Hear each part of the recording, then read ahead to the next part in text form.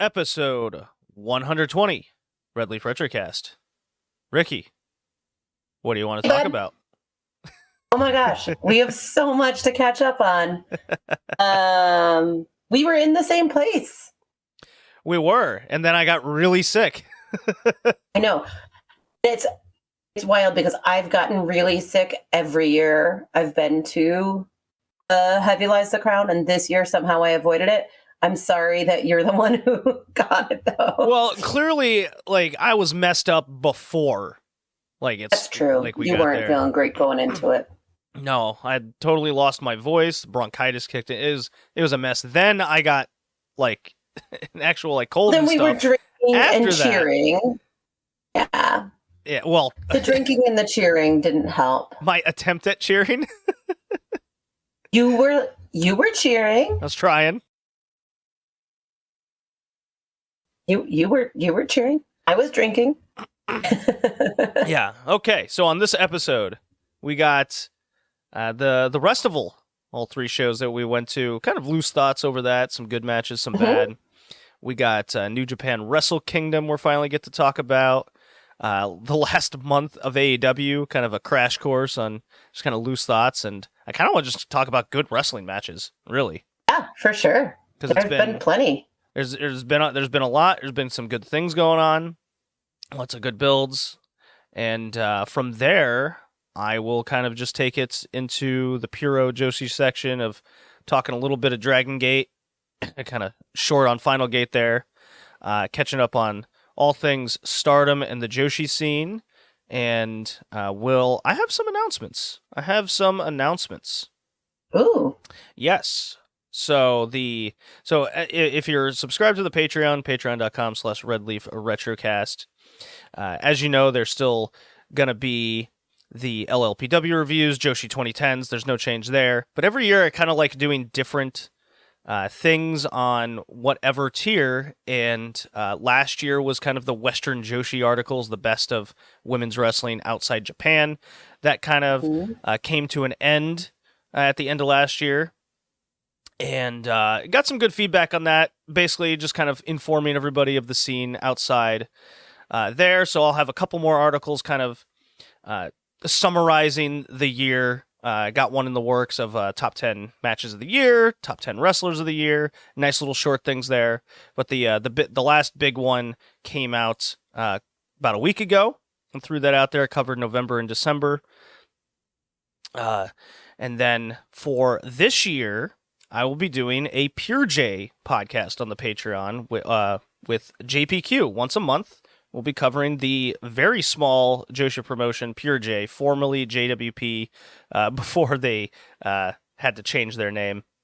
So that's gonna be a big $5 tier one. Is the Pure J podcast. We'll talk a little bit of Pure J on the main podcast because.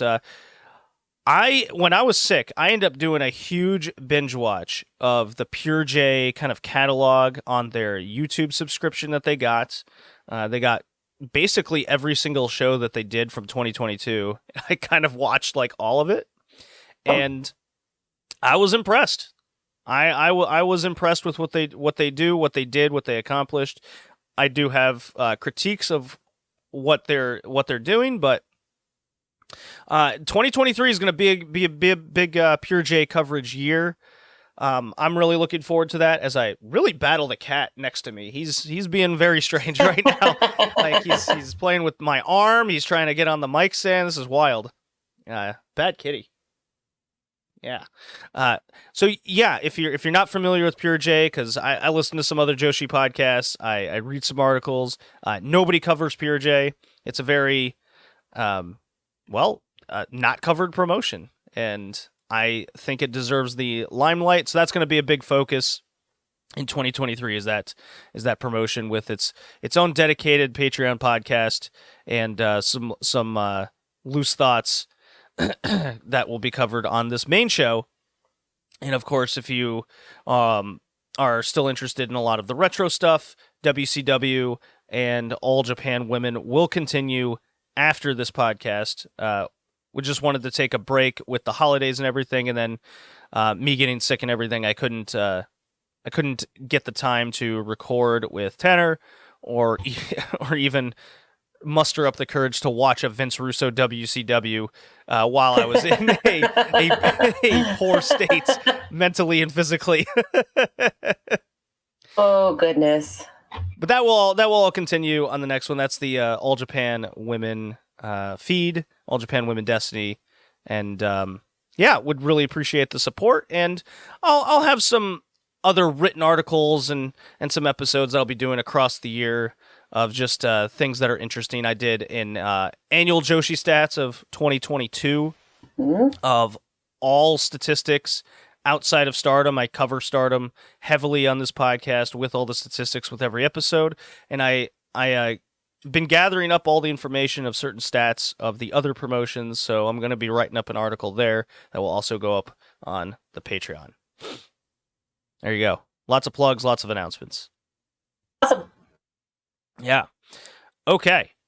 So let's tackle this Wrestival, eh? Okay. Yeah. So we went to 3 shows up here in New England. I guess for you it'd be over here. Yeah. Yeah, you got to visit. It was very nice seeing you. The 1-year anniversary. Our friend-iversary, yeah, because that's how we met. We just bumped into each other at Wrestival last year, hit it off, and look at us now. Yeah.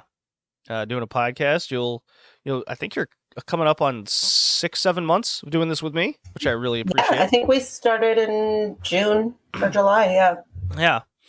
So the first show we went to was on a Friday, kind of early in the night. It was the IWTV Class of 22 show. One thing I noticed just from not just the cards that were built for the weekend, but also the attendance, or therefore the attendance of these cards.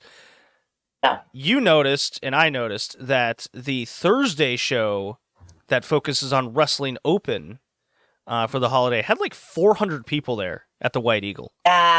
So there was a lot going on at that show. Again, I'm guessing it had some, I mean, part of it was the holiday, right? So people were probably off the next day. A lot of people were off the next day. But it was the largest attended Wrestling Open ever. It was like 421 people.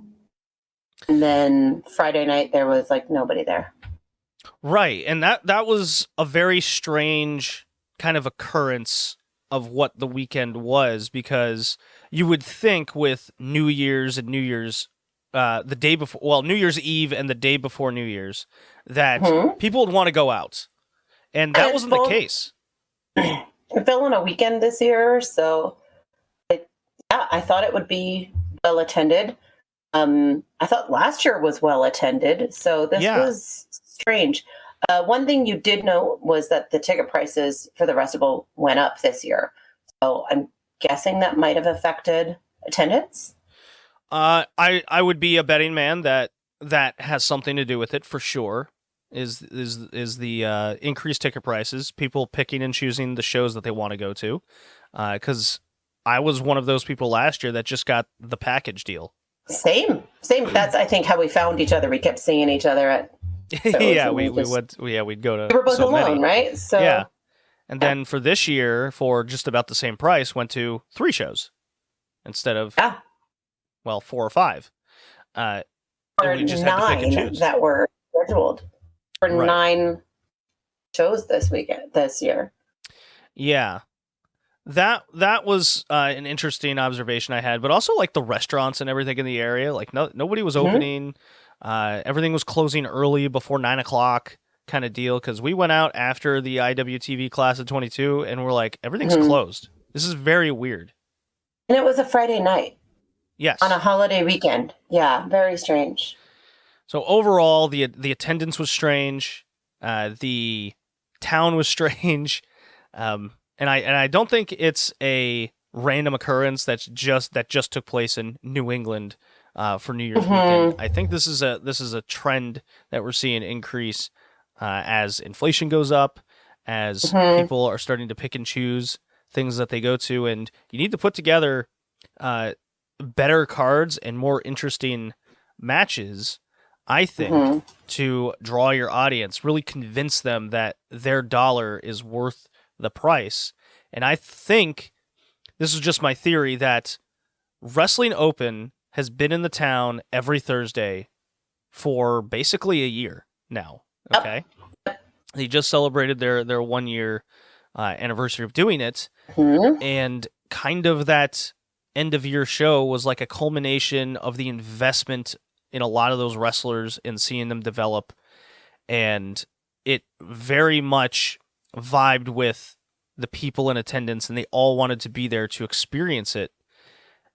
And that's been one of my major critiques of Beyond Wrestling's major shows, is they aren't booking seemingly, show to show, essentially. Stories. Agreed. Well, Beyond doesn't really have a show. Like, all they do now is big shows. Since Wrestling Open is technically not Beyond isn't telling stories between shows. And they're not doing enough within the show to tell stories. Right. I mean, there are people from Wrestling Open that are showing up on these Beyond shows, but what is the level of us being interested in going from show to show when it more or less just seems like they're just throwing matches on a card? And honestly, this might sound harsh, but I don't think the talent is very capable of doing it. Just like, if you're going to do that, the in-ring talent has to be outstanding. Like, there has to be a high level to that. And if we just look at like the Heavy Lies the Crown card, who got the biggest reactions out of the show? The people that are there seemingly every Thursday: Channing Thomas and Sydney Bacabella, Ryan Gallione. That's a good point. Ichiban, Bobby Orlando. Like, these people are there. Yeah. Like, these are the people eliciting the biggest reactions from the crowd, rather than, say, Atticus Kogar against Slade. Which we'll get to that match. Well, that's a good point too, because Heavy Lies the Crown is, between Heavy Lies the Crown and American Rana, those are their, biggest shows of the year. And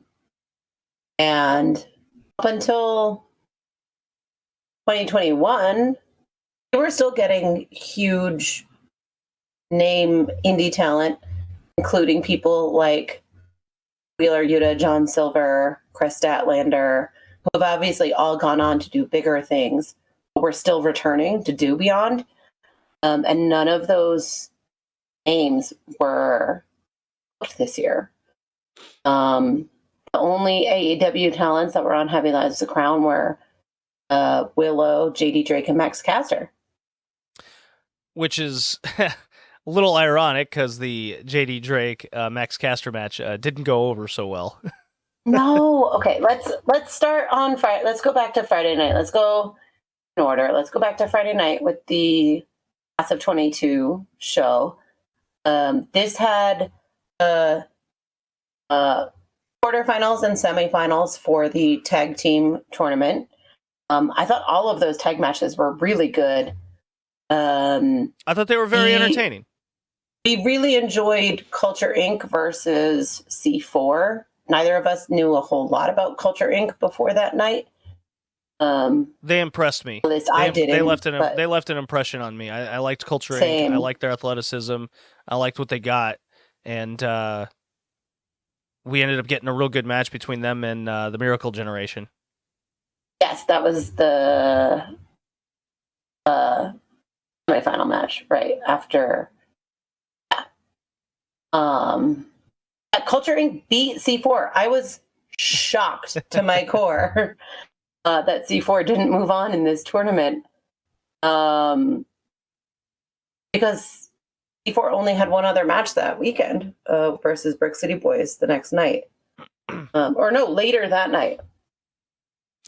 Yeah, the Prestige show, I think we know why the attendance was a little lower. It started at 11 It was p.m. an 11 p.m. Christ. start time.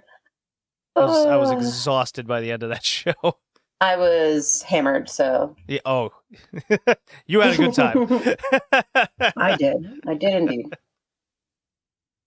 It snuck up on me, I guess, because I was tired and I should have eaten when you ate. I didn't snack. Although that pizza was terrible. Never get a Caesar pizza again. That was no good. Very disappointing. Yeah.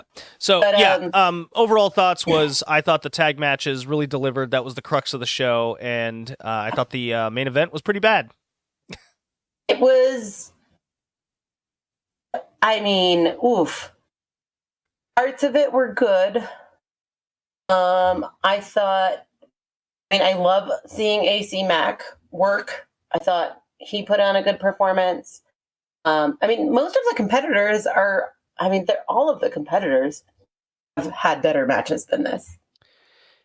Yeah, I thought it was kind of everybody's worst match. So the former champion was Cruel, who won it from AC Mac on like December 9th or something. Something like that. And then he vacated the belt? Yeah, I can't remember why. So the title was vacated.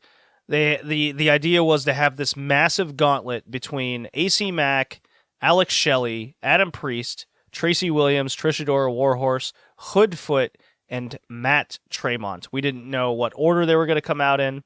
And the match lasted just under an hour, and it was a tough thing to get through because it was a lot of just grappling for good chunks of time. Not a lot of stuff happening.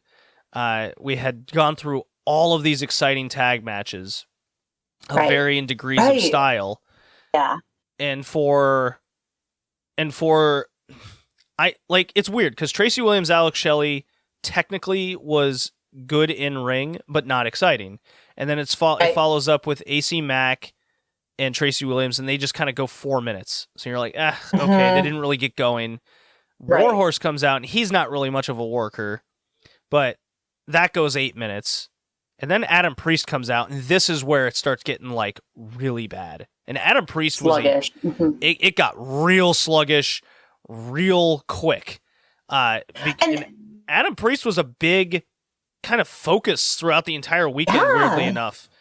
And I think he's better than what we saw this night. Like, we've seen him put on some pretty stellar performances.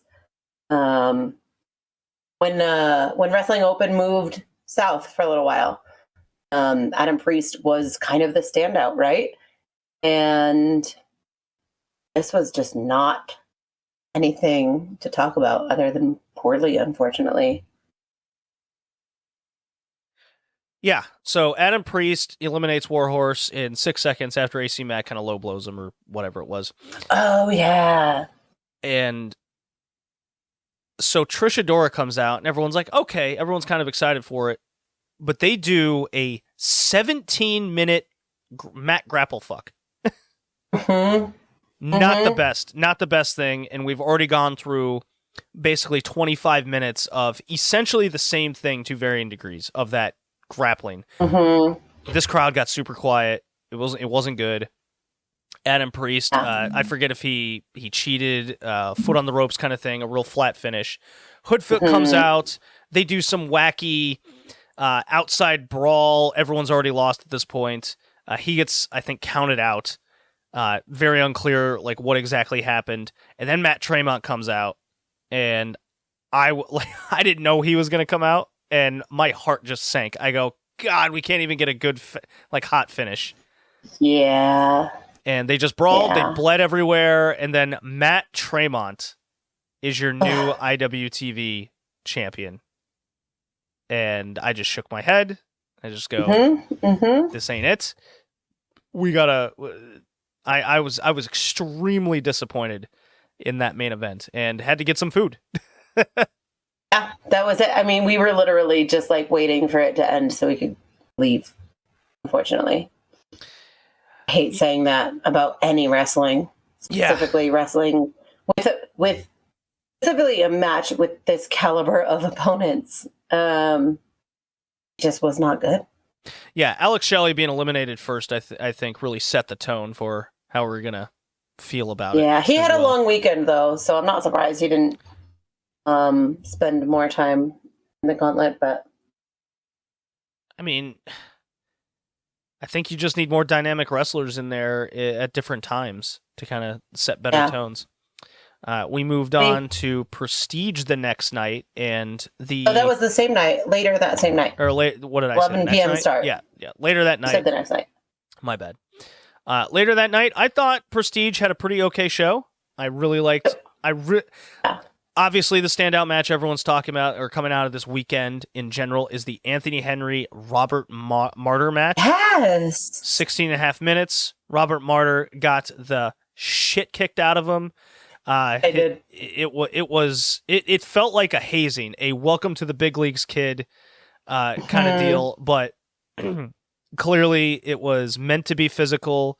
It was meant to be a you've earned it kind of moment. Yes. And for Robert Martyr, he came out of it with big smiles. The whole locker room was watching the match.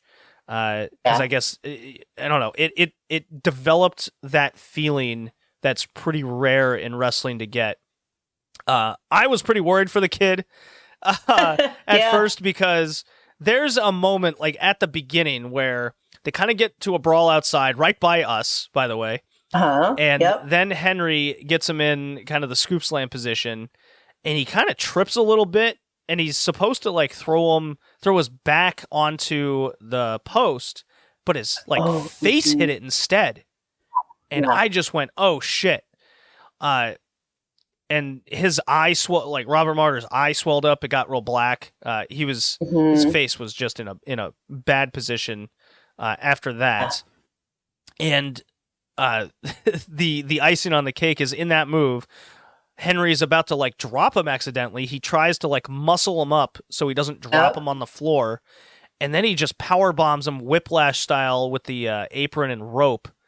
And it looked like a shoot, because it probably was, where he didn't want to drop him and he just threw him.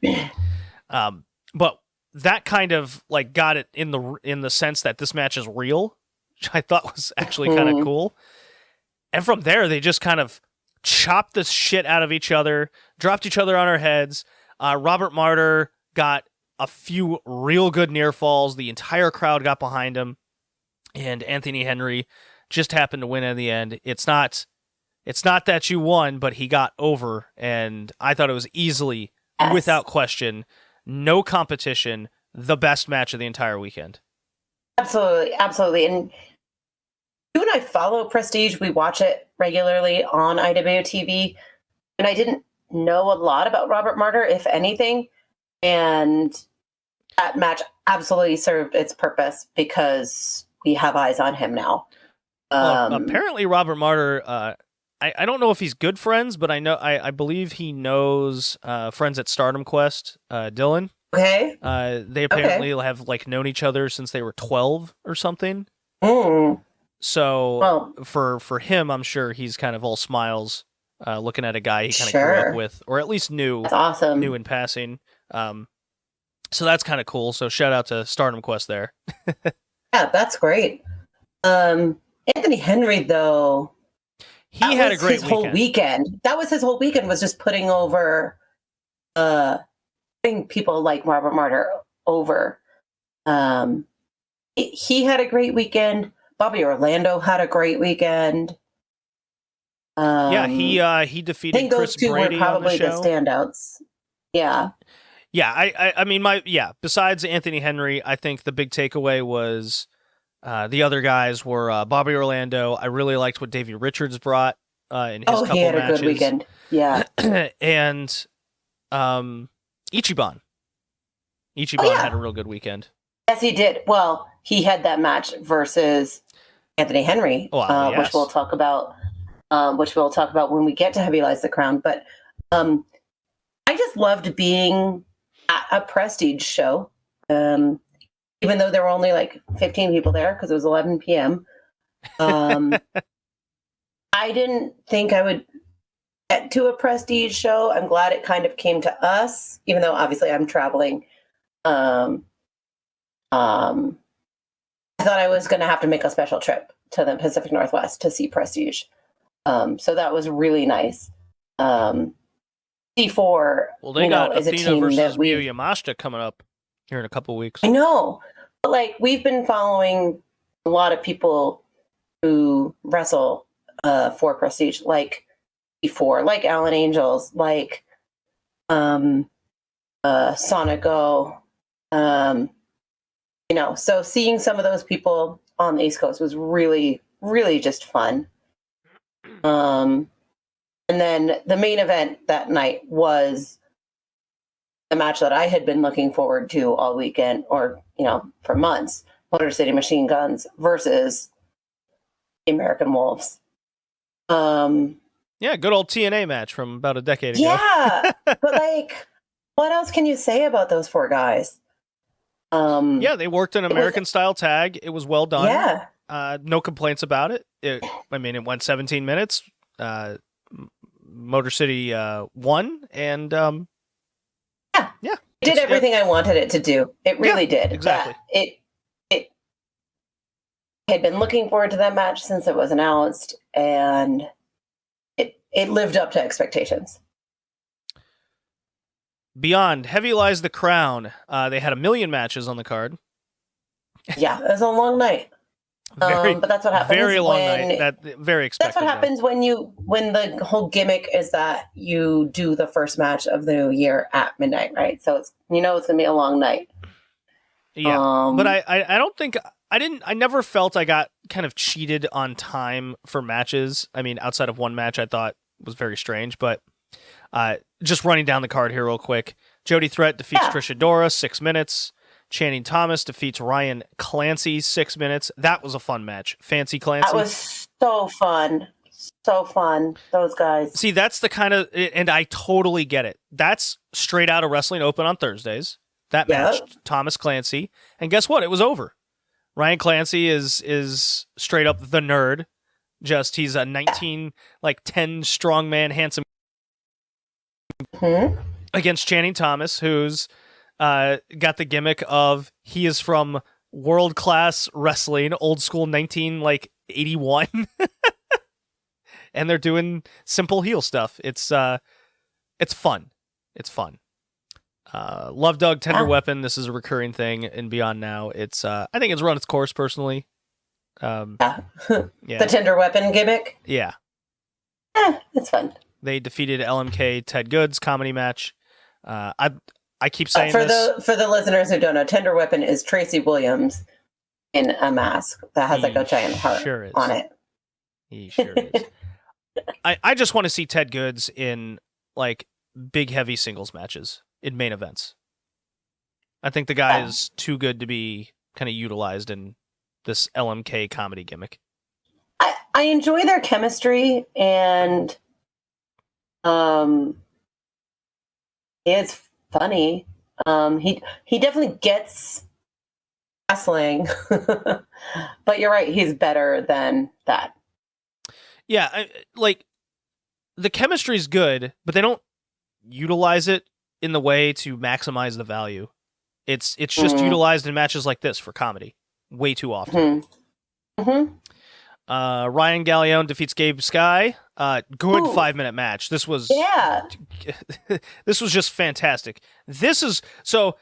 I don't know how many times I have to come on here, whether it's in my Joshi 2010s reviews or talking about AEW, or whenever I'm talking in conversation to people about WWE. Like, a giant can sell to get the little guy over. It's just how he sells. Well, first of all, he has to sell something. You can't just no sell an entire match or not take bumps and expect it to get over. That's called selfish wrestling. And Ryan Gallione did not do that. He asserted his very big dominance early against Gabe Sky. And Gabe Sky is in phenomenal shape. He can fly around the ring well. And it built up well enough to the point where They got a few near falls with Gabe Sky. He's hitting tornado DDTs. Galleon's now bumping. They led up to it. I mean, it's a classic formula match, and it worked so well. It got over in 5 minutes. For a short match, it very much exceeded expectations. Yeah, I'm not sure I had seen Gabe Sky in the singles. I think I've only seen him as part of Above the Rest, the tag team, right? I think you're right. I can't recall. I don't remember ever seeing him in singles. So it was a perfect 5 minute match. Like, Aaron Rourke defeats Dan Barry. Aaron Rourke looked great. Oh my goodness, he looked like $1,000,000. He comes out actually very reminiscent of Mercedes Monet's entrance. Had this headpiece. Oh my God, you're right. Had this like headpiece that was kind of like Mercedes. And he walks in like the queen bitch he is. I fucking love Aaron Rourke so much. He's just got it. Whatever it is, he has it. He gets it, that's for sure. And he's trying real hard, and I appreciate that. Ichiban defeats Anthony Henry. Surprise of the weekend, I think, this one. Very big surprise. I don't think anybody had Ichiban defeating Anthony Henry, especially with the weekend Anthony Henry had. No, it definitely came off as a big shock. I thought this was done, again, super well. Anthony Henry basically was kind of having a shorter version of his beat the shit out of this guy match that he had, and Ichiban got one over. Hopefully, like maybe we'll have a rematch of it. I don't think they should. I hope so. I don't think they should. Because then I would suspect Anthony Henry would just win. And you kind of don't want to do that. I think it's a good time for Ichiban to then start facing other people coming off the win to gain more momentum, because he's become a big hometown favorite here. He's very over with the crowd. Everyone's holding up the number one kind of gimmick. It's good stuff. Okay, Kat, you're driving me nuts here. Let go of my arm. I gotta cut his claws. Oh my God, that hurt. Ooh. Eel O'Neill defeats Andy Brown. Brad Hollister defeats Rex Lawless. Tracy Williams defeats Davey Richards. 18 minutes. Solid. Bobby Orlando defeats Warhorse. This was funny. And it was wrestled well. It was great. Warhorse turned heel for the match. Situational heel, yeah. Situational heel, which I thought was well done with Bobby Orlando's goat. He kicks the goat. He swings it around with his belt. Crowd immediately reacts and hates him. So it all worked well, and Bobby Orlando got the win. Babyface prevails. I love this. This was the perfect example of, this was like the definition of what a situational heel is. Horse is so over everywhere, and everybody loves him as a babyface. But you don't fuck with Bobby Jr.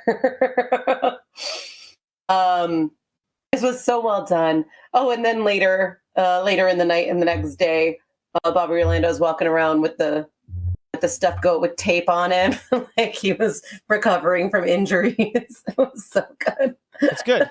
It's good. I like Bobby Orlando. He's really leaned into the character, and he's got all that down. He had a great weekend. He wrestled, I think, almost every show, if not all 9 shows.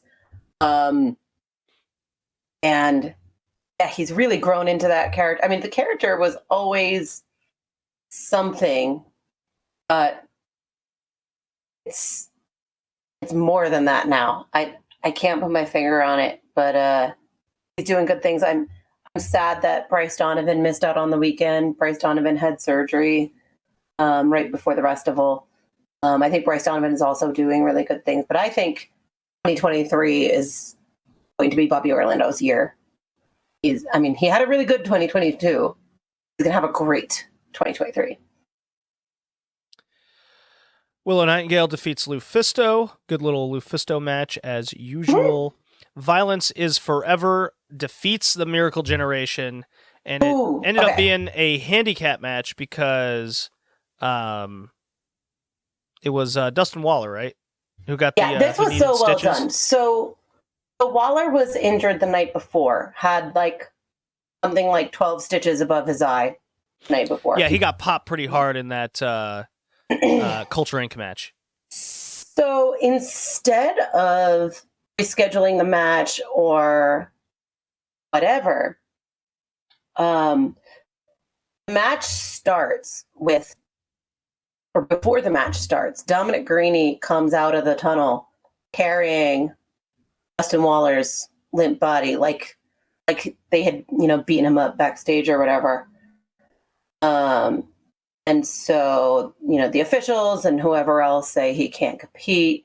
Kylon is, Kylon is Dustin Waller's partner in Miracle Generation. Kylon is, talking him down and saying, there's no way we can do this. Don't do it. Don't do it. Don't do it. It was just drama. This is the storytelling that I want for my indie wrestling. So Kylon walks Dustin back stage and then comes out and says, I'm going to do it myself. So Kylon wrestles an 11-minute match versus two of the best wrestlers in the world right now.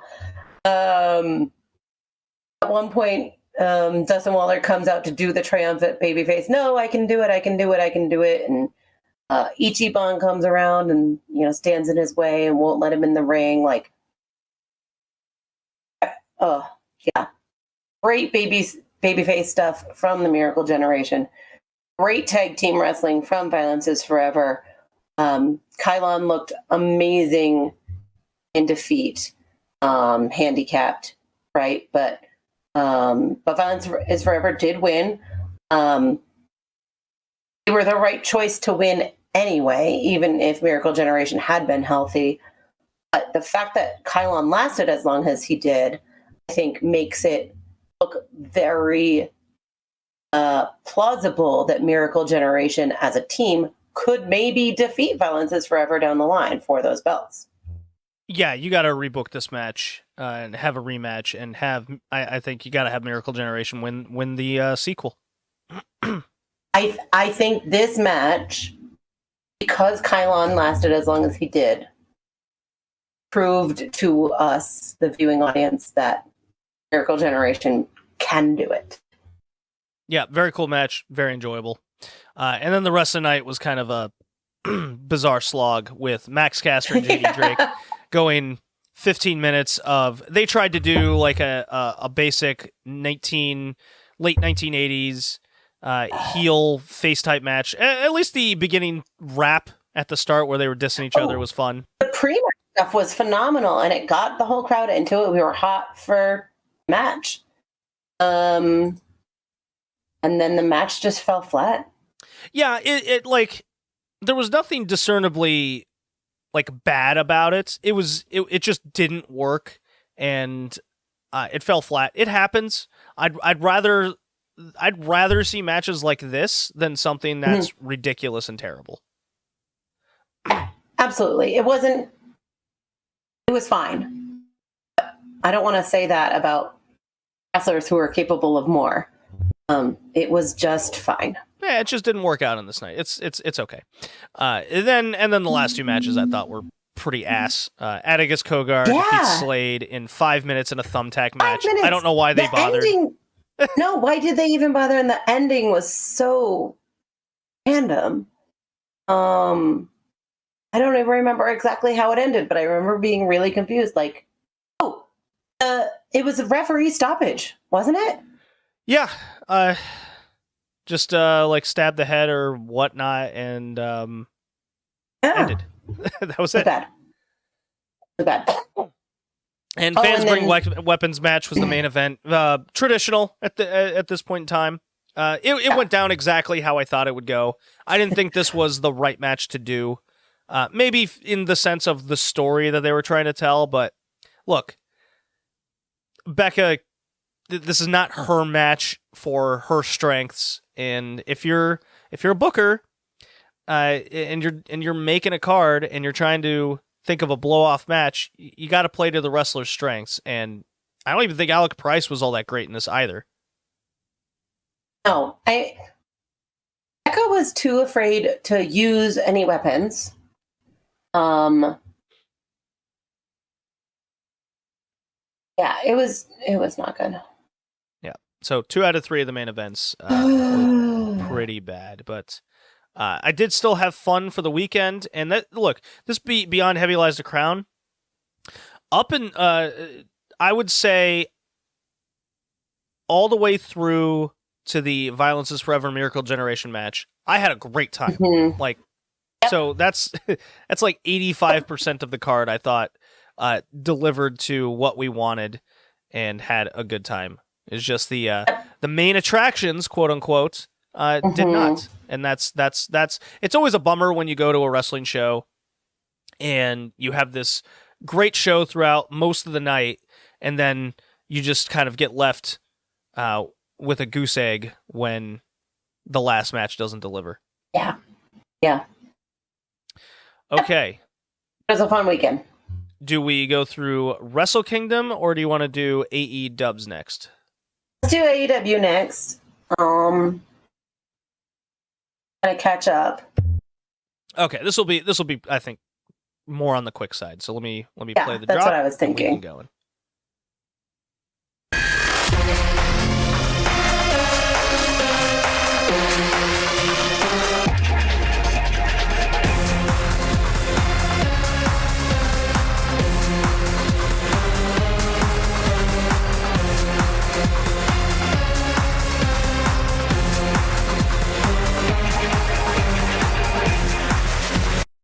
Okay, AEW Dynamite. I guess we're going from December 15th until, January 11th, I suppose, is what we're doing here. Yep. Okay, so Ricky Starks, Chris Jericho, and the fallout from the Action Andretti match. What do you think of this story? Well, I don't think we even got to talk about the Action Andretti match on the last podcast, did we? I don't remember. I'm pretty sure we did. Chris Jericho is doing great things. He's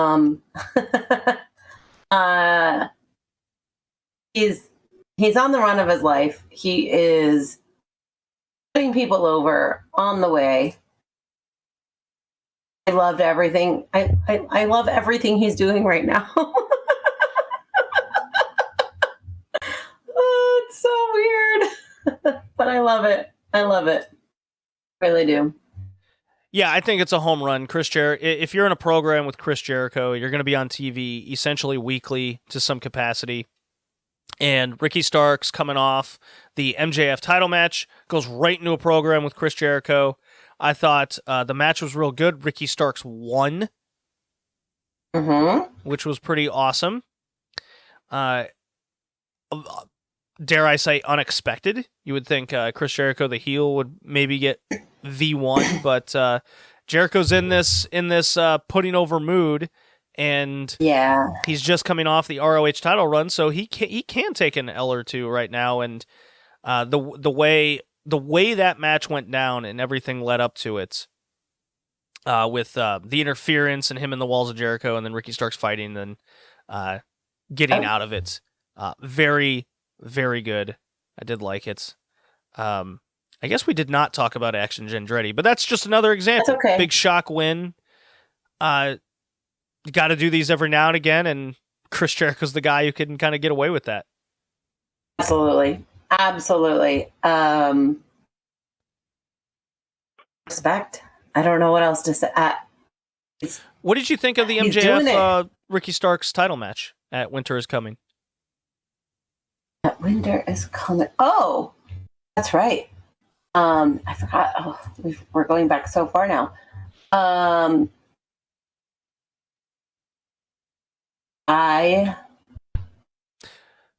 Do you think the heel finish is overplayed with MJF? No, no, no, no, no, no, no. Oh no. I think babyface Ricky Starks is a perfect foil for this wacky MJF incarnation of pseudo Roddy Piper Ric Flair. Like, his finisher is cheating. Yeah. That's MJF. Yeah. He doesn't really have a finisher, right? Well, I guess it'd be punching you with the Nux or Diamond Ring or some variation of that. Like, that's his finisher. He has to get to that point where he can knock you out with that move. We've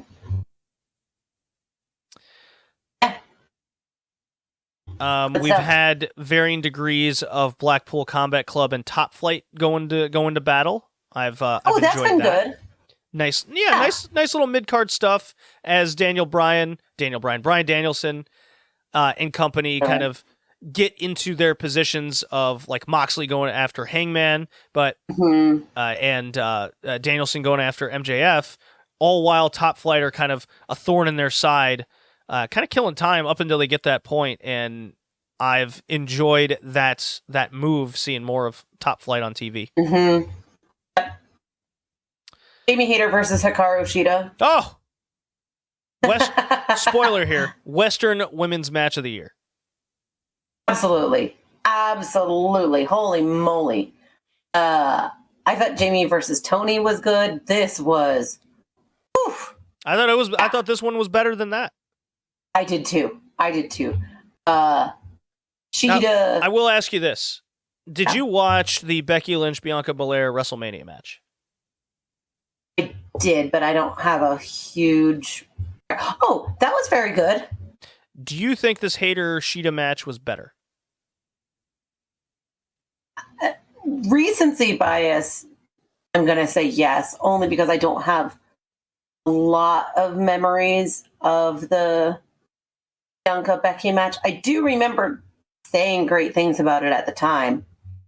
Because that's what I would have to watch them again. Yeah, but that's that's the comparison. It's between this, it's between that match, this match, the Hater Storm match, and just for the listeners here, if you haven't seen that CMLL mask match of Jaro Cheetah and Isis. That's a Mexico Match of the Year contender, and one of the hottest crowds you'll see all year of 2022. Those are all the things. Those are the kind of the main matches I'm mulling over in my head of what the best women's matches outside Japan were this year. Sure, those are your kind of contenders, and I'm rewatching them all in a random order to really gauge like how I feel about them, and I'm taking kind of my own favoritism out of it over things like how did the crowd react, the impact on the promotion, what it means to the careers of the wrestlers involved, that kind of stuff. So look forward to see kind of like how everything kind of comes together in the ranking there. But when I left this Hater Shida match, I was so happy as a fan because not only did it main event, but it delivered to this extent where people of AEW fans and women's wrestling fans are calling it kind of AEW's Match of the Year contender. Does it reach a level of any of these AEW World Trios matches? Well, maybe if you're more invested in Hater or Shida than other like top end matches AEW have had, yeah, maybe it is your AEW Match of the Year. It's very cool to see. The ending stretch after Hater missed that moonsault, where they're just trading near falls of the Falcon Arrow and countering lariats. I didn't even mind Baker getting in the ring and Shida just whacking her with the stick. Get the hell out of my way! Oh no! The interference was. For once, it actually added to the match. It elevated the story. It elevated the drama. One thing they're doing with Hater with these Britt Baker interferences is they're not directly leading to the finish. which is interesting because as long as Hayter keeps winning on her own, the crowd will still kind of be on her side, weirdly enough. And this Jamie Hayter run is somehow rubbing off on Britt Baker, kind of turning a little bit of babyface, weirdly enough. Yeah. It's wild what good matches will do to certain wrestlers, and I have a theory developing. Ready for this? Okay, I'm listening. So, obviously, we're all gearing up for the Dynamite that's coming up in a couple days here. Tomorrow, where Saraya has a mystery partner, and she, like a bitch, ignored Sheeta. Oh my god, yes! And Sheeta's so like, good. What the hell, brother? We are getting dark, Sheeta! We are getting dark, Sheeta. She chooses jacked Tony Storm, looking very good, by the way. She's hitting that gym. Yeah. And the promo before that is Hayter and Baker giving themselves nickname the Killer and the Pillar. Baker refers to herself as the Boss Wink. And so yeah. Very good. Lots of speculation go, and I think it's Jesus Christ, cat. He's climbing up the shag pole that's in the basement. Oh, nice.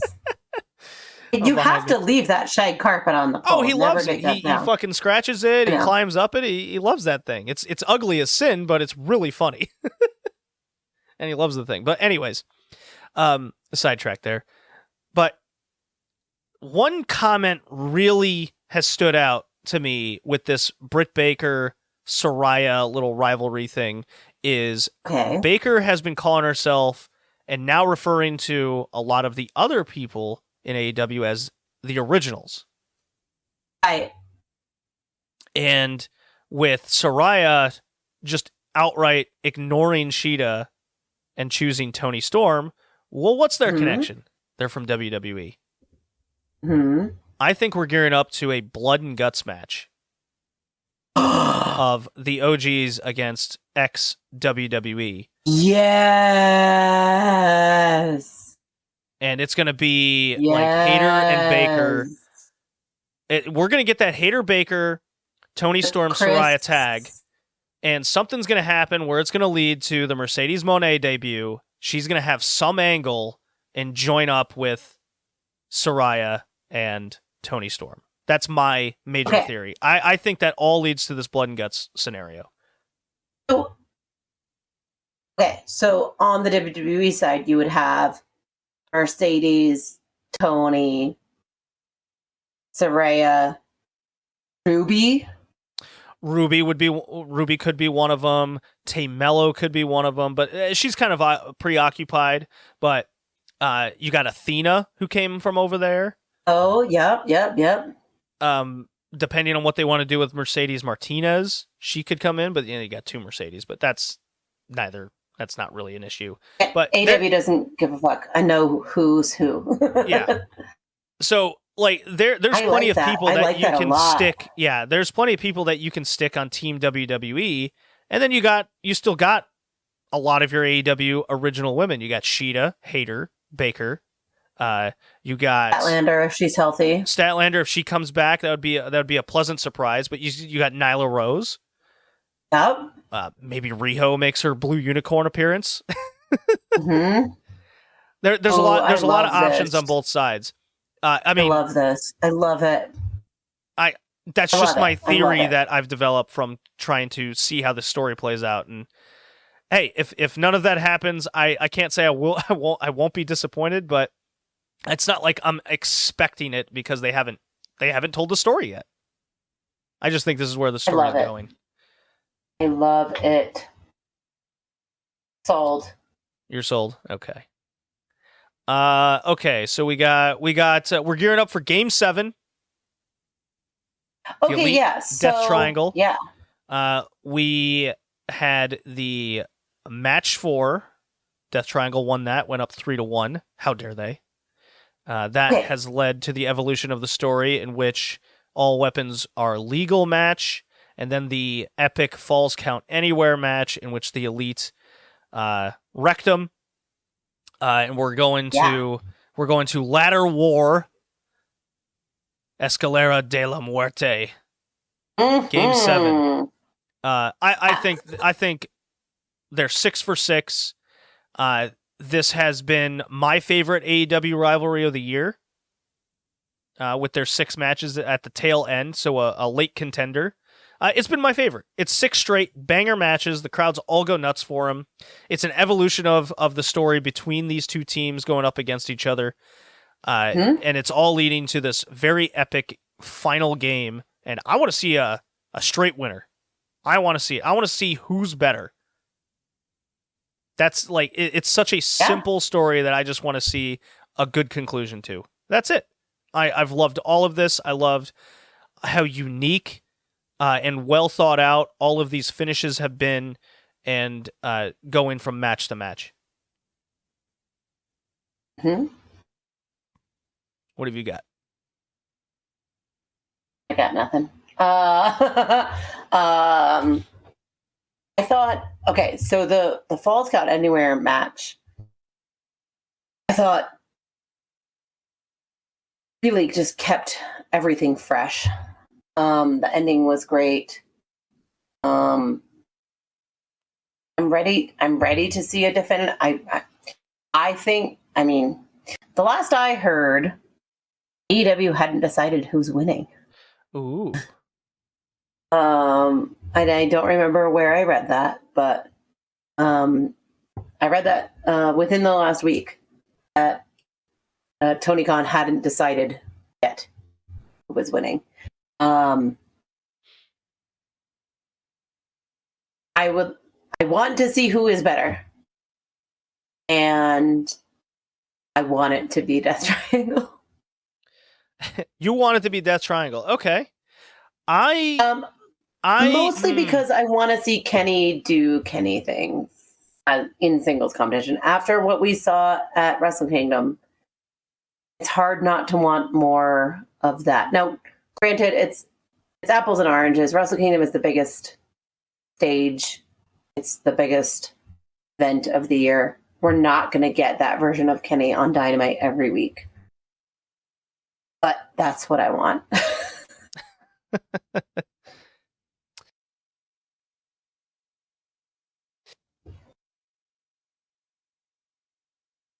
That's what I want. I'm okay with either team winning. I just want to see a good follow-up of the House of Black, then going into a big thing with whomever comes out winning. I don't want to see these trios titles go into this perpetual state of kind of not doing much. I think AEW could be... I think they're onto something with these trios titles. I think they really are. They're going somewhere. Samoa Joe, King of Television. He defeats Wardlow by referee's decision, and then let's see here. Where did he do that before? Let's see. When was that? No, okay. So he defeats Wardlow, gets one over on him, takes him out backstage, and then he has a rematch against Darby Allin in Seattle, where Darby Allin gets the epic comeback win in just under 9 minutes. I like both these matches. Good kind of short mid-card little program, and they can really build off all these things. And we've been gearing up for what Powerhouse Hobbs is going to do next with his Book of Hobbs. I hope he slides right into feuding with Darby Allin, and then Samoa Joe and Wardlow can now go after each other with the TV title. And do their own thing. So I think there's a lot opening up here. I've really enjoyed a lot of that as well. AEW has really been delivering the last 6 weeks, ever since I went on my hiatus because they hired Jeff Jarrett. Yeah, and okay, I have comments on Jeff Jarrett after Battle of the Belts. Don't fall for it. I'm telling you. Do not fall for the grift. Okay. I love it. His Memphis bullshit's not gonna work on me. I won't fall for it. Oh, I love it. Because I didn't get it. I'm a new fan. I've only been watching wrestling for 5 years. I fucking love it. I love it. I thought Battle of the Belts was so good. I think he's doing phenomenal work. He's on his best behavior. I will admit that. It's just like Nanai Takahashi in Stardom, but they aren't dropping falls. They're not taking pinfalls. That's true. That's a good point. So don't fall for it. I still love it, and I love to hate him right now. I really do. The difference is Jeff Jarrett. It's actual. Yeah, the difference is Jeff Jarrett can actually work to his limitations. Yeah. Because of his Memphisness. Yeah.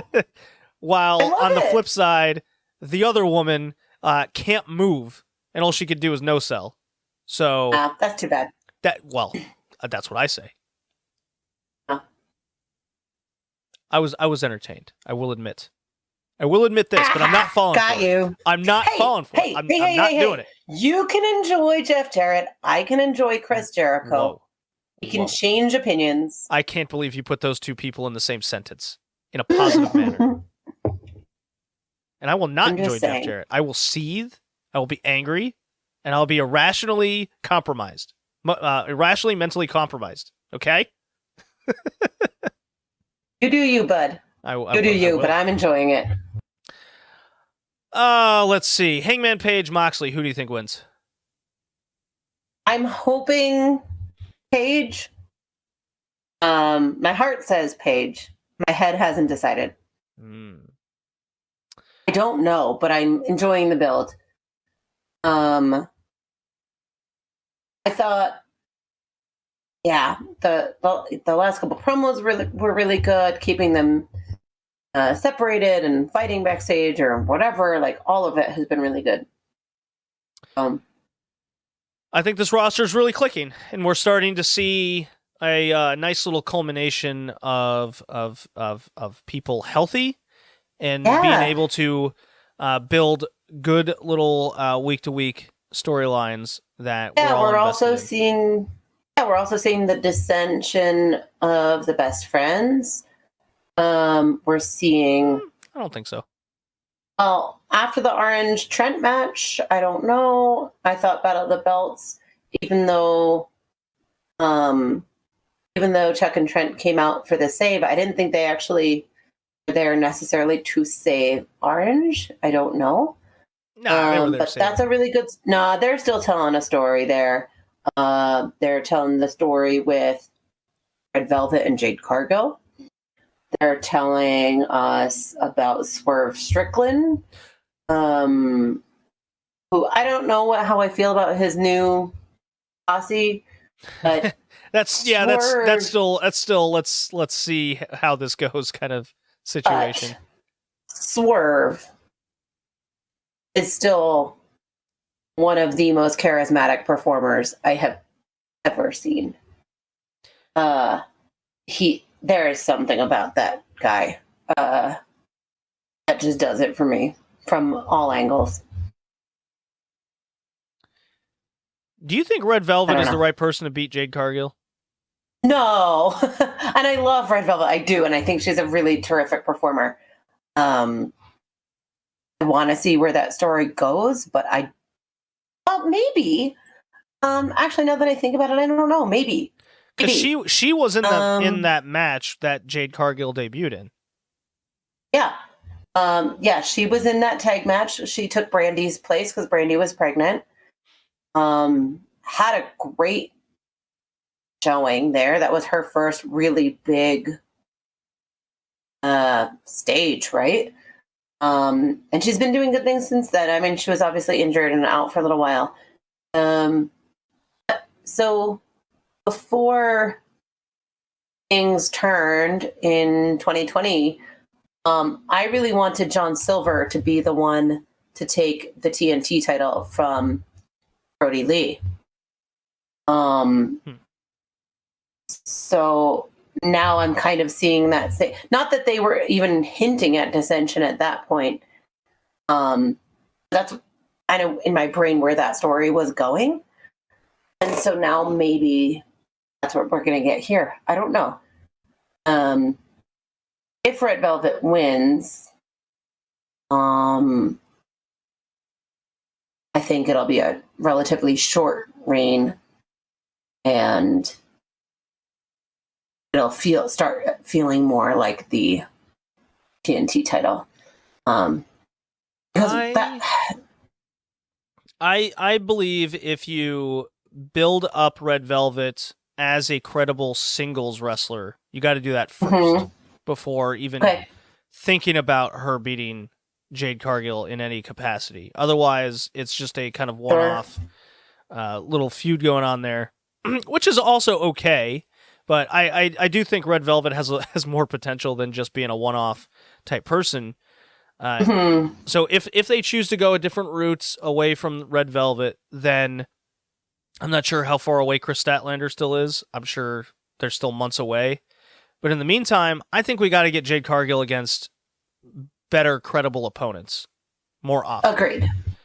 Because right now she's spinning wheels and, less less matches with, I don't know, a Layla Gray or Madison Rayne, and more matches against Serena Deeb or Hikaru Shida. That's kind of what I'm going at.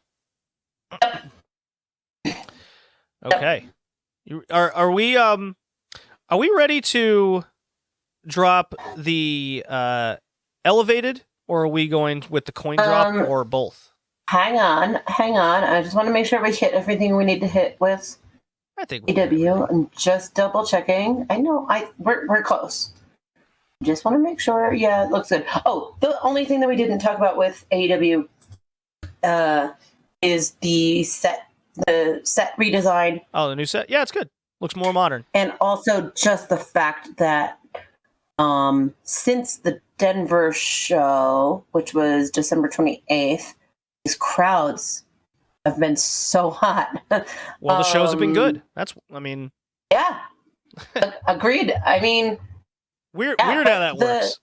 But the Seattle show was like a full-size arena. It wasn't one of these college-sized arena. The Seattle show was at the arena where the Kraken play, and they sold a ton of tickets. It was loud as fuck. Loving it. AEW is on the right track right now. All right. Let's move on.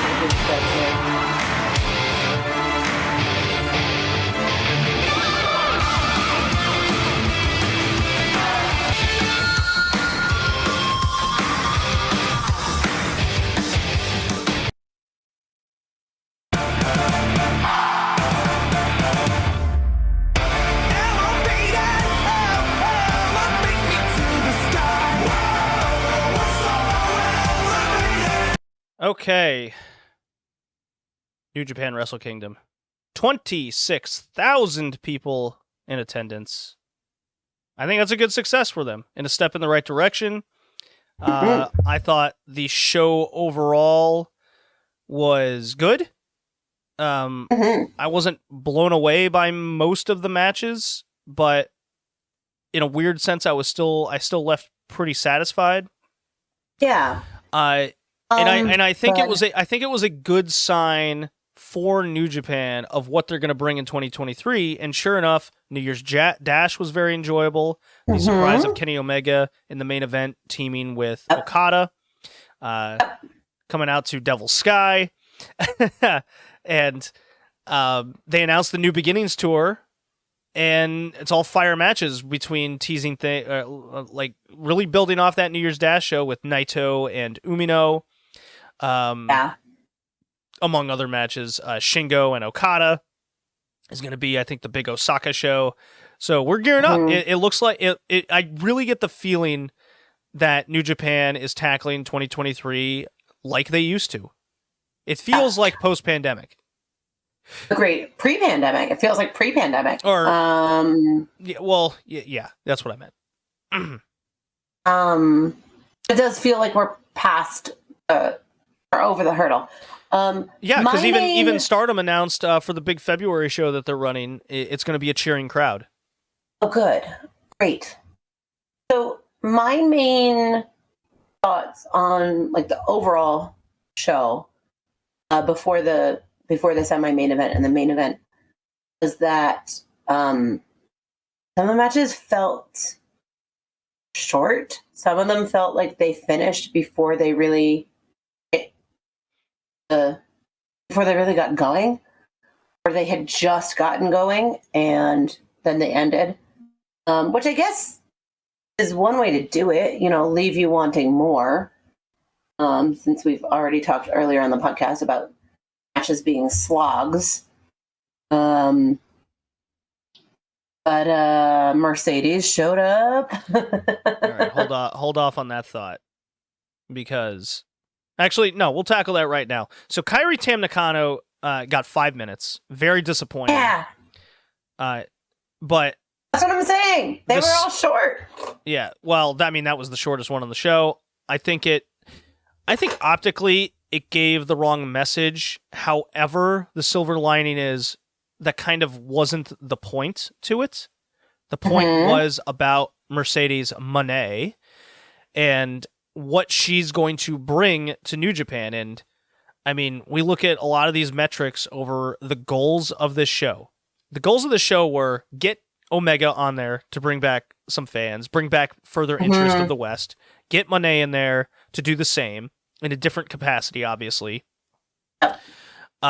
Subscriptions went up 40,000 in New Japan World. They had the most live viewers they've ever had. And this is for a show on like a Wednesday. Like, it's not on a weekend or anything. Yeah. So we have tangible evidence that their goals, New Japan's goals, succeeded. Yeah. So from that standpoint, it's hard to really say what they did was wrong, but I will say optically with the length of the women's match and then kind of getting a burned Kairi Tam Nakano match at Kingdom, didn't do it justice, and I think it sends the wrong message. But again, another silver lining is Kairi and Moné immediately lock eyes, and they're booked. They're the only match booked for the San Jose show, and I immediately went to Ticketmaster. The tickets, took a screenshot of the tickets available. There was like 1,000 left, plus minus. And within 24 hours, they moved about 600 tickets. Amazing. And then it sold out within a week. Amazing. Completely sold out within the week, and that's solely on Moné. Mercedes. Yeah. Needle mover. These are all tangible things that we can point to. And I know, like, it's harder to say if it was just her for the subscriptions, but it's definitely she's definitely a factor to it, and you can't take that away. What now? I think a clear point to point at is these are new subs during the hours and leading up to Wrestle Kingdom. Okay. If there was like a surge of viewers in post Wrestle Kingdom, I think that would be a stat we could look to for the Omega Ospreay match. Yeah. Yeah. Much like in the sense of the Okada Omega matches of the past, where you see a surge of this match got a lot of buzz, people want to check it out now, and they subscribe from there. These were all prior, as far as I know, or at least in the initial kind of 12 to 24 hours. So very, very big successes all around to what New Japan wanted to do. They're not like 100% back there, but everything is feeling like it's heading in the right direction. Things are starting to feel hot again. They're clearly getting a lot of young guys kind of fast-tracked into certain positions. Like we had Bolton Oleg, a big Russian like shoot wrestler on the undercard. You have the big German Oscar Luba, whom is I don't know. I get the feeling he's going to join the Empire. Weirdly enough. Okay. You have I think it's like Oiwa and various other guys. New factions are forming around Zack Sabre Jr. and the like. There's movement in New Japan to create this like sense of freshness we haven't felt in a while as well. So those are all positives. I think the negative, if I'm to go more into negatives, it would be I still would have liked to see Ren Narita come away with the television title, especially after that whole spiel of we want to push young guys and make it a young guy title type thing. Zach's first singles title in New Japan, I believe. I mean, with the State of the Never title in that, I think, abysmal match that has been the last 6 months. I mean, I think the answer is right there. We have a lot of speculation over what's happening with the Tongans and Jay White leaving New Japan potentially. I guess we'll find out what happens at the end of the month. That's usually when more contracts come up. Sure. And what happens in February. So a lot of moving parts, positive and negative, but enough of all that. I kind of don't even really need to talk about the rest of the card other than FTR lost the tag titles and Catch 22 retained the junior tag titles. Hiromu got the junior. What'd you think of the 4-way? Did it do anything for you? The 4-way, junior heavyweight title. Junior heavyweight title. I might have been fading at this point. I don't really remember that match. I'm looking at, I'm gonna go with no. I did. Yeah. Wait. No, I do have thoughts on this. No. I'm totally lying. Sorry. I'm piecing it together. So, Takahashi. Okay. I started watching wrestling in August of 2017, and I watched my first Wrestle Kingdom was the January 4th, 2018, Alpha versus Omega. That was my first exposure to New Japan at all. I didn't know anything about it. And Takahashi and Daryl stood out to me then. Really sold me on what Japanese wrestling could be, what New Japan could be, is. Anyway, so yeah, I was actually super invested. I didn't think he was going to win. I didn't. I really wanted him to win, but I thought they were going to push the younger guys, and she did it. That's what I wanted. I kind of always thought Hiromu was going to walk out of this match the champion. It's a story that New Japan likes telling with Hiromu getting the junior title again. I mean, he's the biggest star in the division on top of it, but New Japan's clearly very skittish of freelancers in the promotion right now, people that aren't locked down, so that knocks out Desperado. Ishimori's had this title way too long for anyone's good. And then Master Wato's a nerd, and I was like, he's not a champion. He's not that guy. Maybe he'll get it someday, but he's not a Wrestle Kingdom winning guy, at least in my eyes. So that was my interpretation of it. And so I was like, Hiromu was the only choice. And that's what happened. So this match didn't do a whole lot for me. I was entertained. I thought the finish with Wato and Takahashi and Wato and Ishimori was good. I thought that there was some great near fall. Yeah, I thought that accomplished a lot in getting Wato more over. And I think that's step one.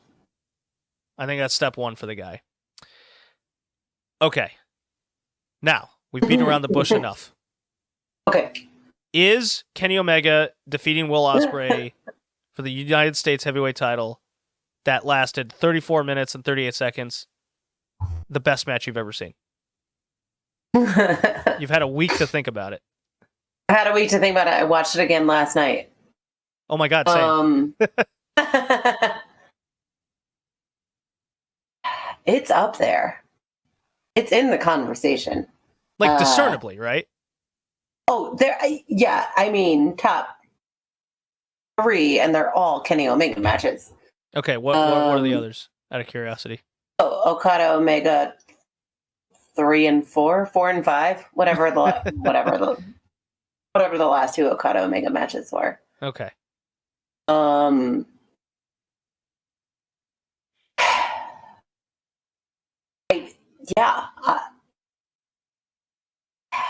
Again, recency bias, right? But I don't know.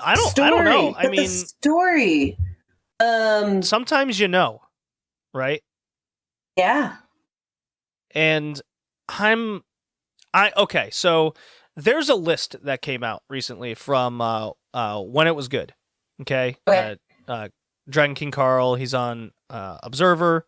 He's big, massive wrestling historian. I very much respect a lot of the work he does.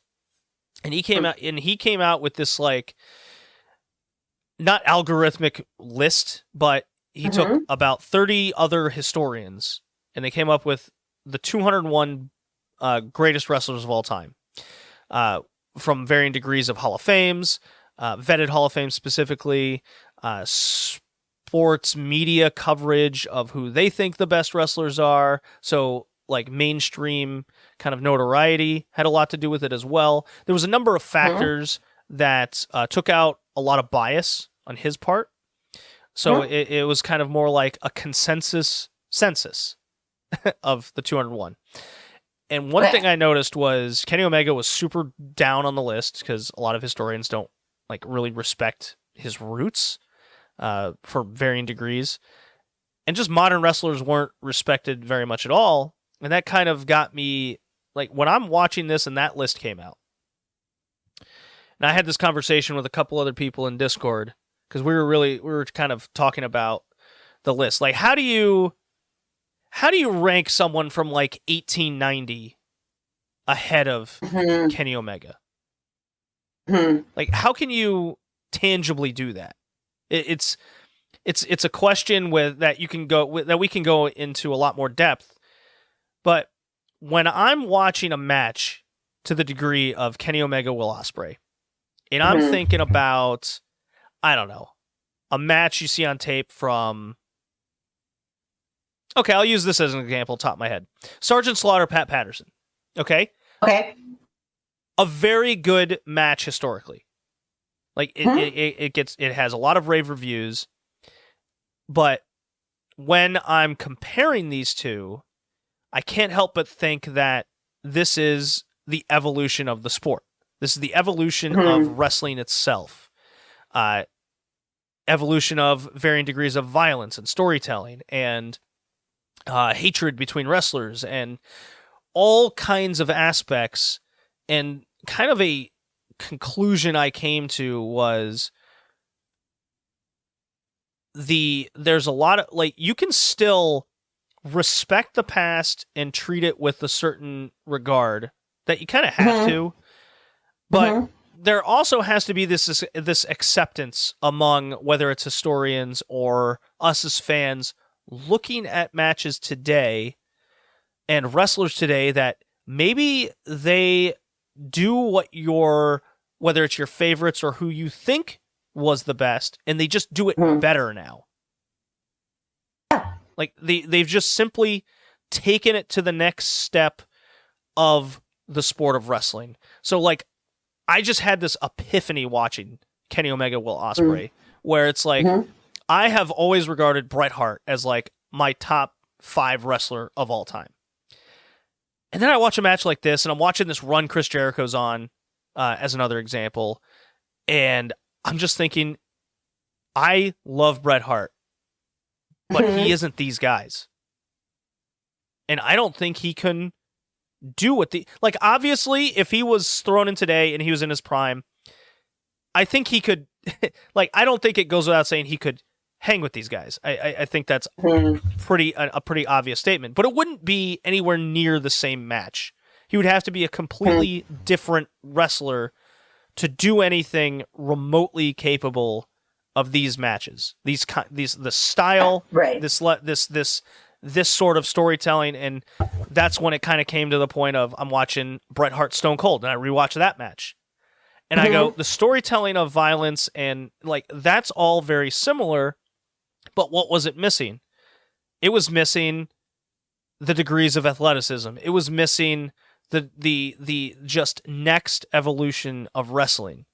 I'm like, I love that match. I think it's you know, one of the best of all time, but is it as good as Omega Ospreay? And I just kind of go, I don't think it is, because of everything I keep talking about.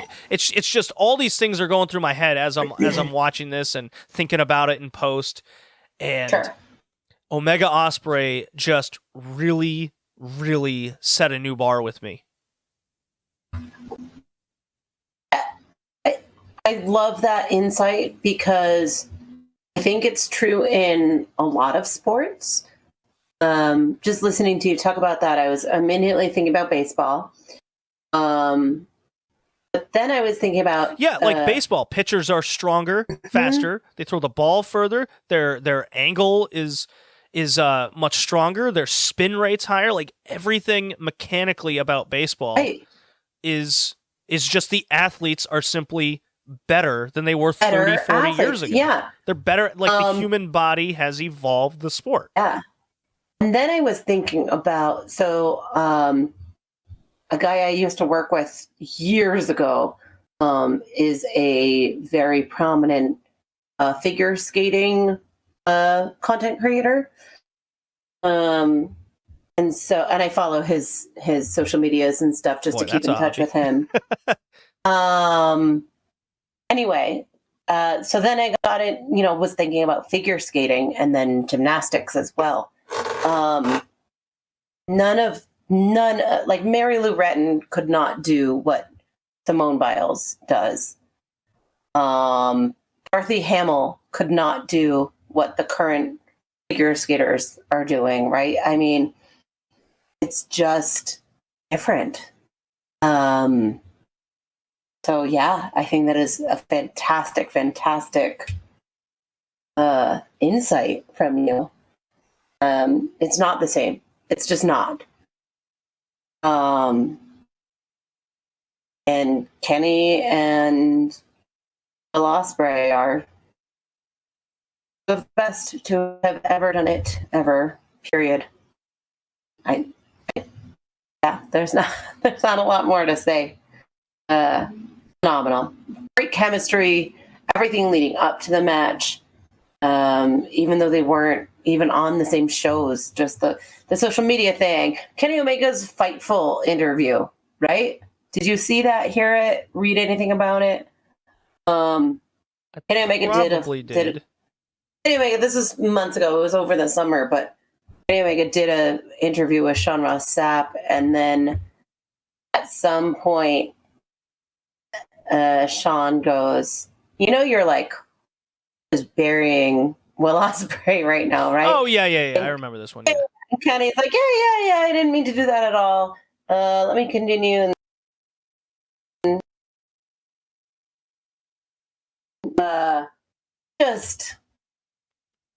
These guys are cerebral. They are phenomenal actors, phenomenal athletes. Nobody really does it better. There was a lot of degrees of depth that this match went into, which I was really impressed by, because even if you just kind of hop in and you don't really have any sort of backstory, it's still an athletically impressive match.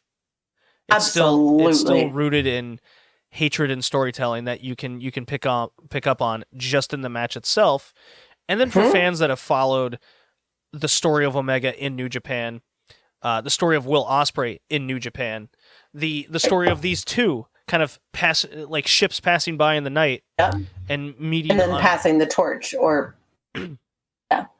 they're and Kenny Omega's a nerd. He came out to fucking One Wing Angel Final Fantasy. Yeah, VII. he did. Oh man, I almost want to grab Jason right now to have him talk about the Final Fantasy part of this, because I can't speak to it. I saw someone that compared this to the actual Final Fantasy story of Cloud and Sephiroth. Well, that's what Jason was telling me. So we both watched this live. I was still in Massachusetts. He was home. So we watched this match again together last night. And that's what Jason was telling me about how Ospreay trying to take down Omega was basically the story of Final Fantasy. Just how well done it was. And I don't know. And what happens? Cloud loses twice, or maybe even three times before he finally defeats Kenny Omega. And what has happened? The Elite defeated the Empire as match 1. Right. And now Kenny Omega has taken his title. That's match 2. Okay. So whether I can't. Yeah. Is it going to be a Okay. rematch at Forbidden Door? Are they going to do it again Yeah, they're at gonna do it Dominion? Like what We'll do it again. what is the finish going to be to the story? And I'm so excited. And they didn't burn everything in the tank. They had a story they wanted to tell. And they did a match to match that story, which is another aspect I appreciate. Like, if we have a big blow-off match like the Shuri Julia match, I want to see them go all out and hit each other with everything, including the kitchen sink and the doors that lead to it. Like, that's that story. While this Omega Ospreay one, it was about their viscerosity isn't a word, but I'm thinking of like 3 other words at once. That's just kind of what spurred out of my mind. Viscerosity. Viscerosity. I like it. I love creating new words. You're good. You're trying to say visceral and I don't know what you're trying to say. Like violence and visceral and Okay. all kinds of words. Maybe viscosity got in there somehow. I don't know.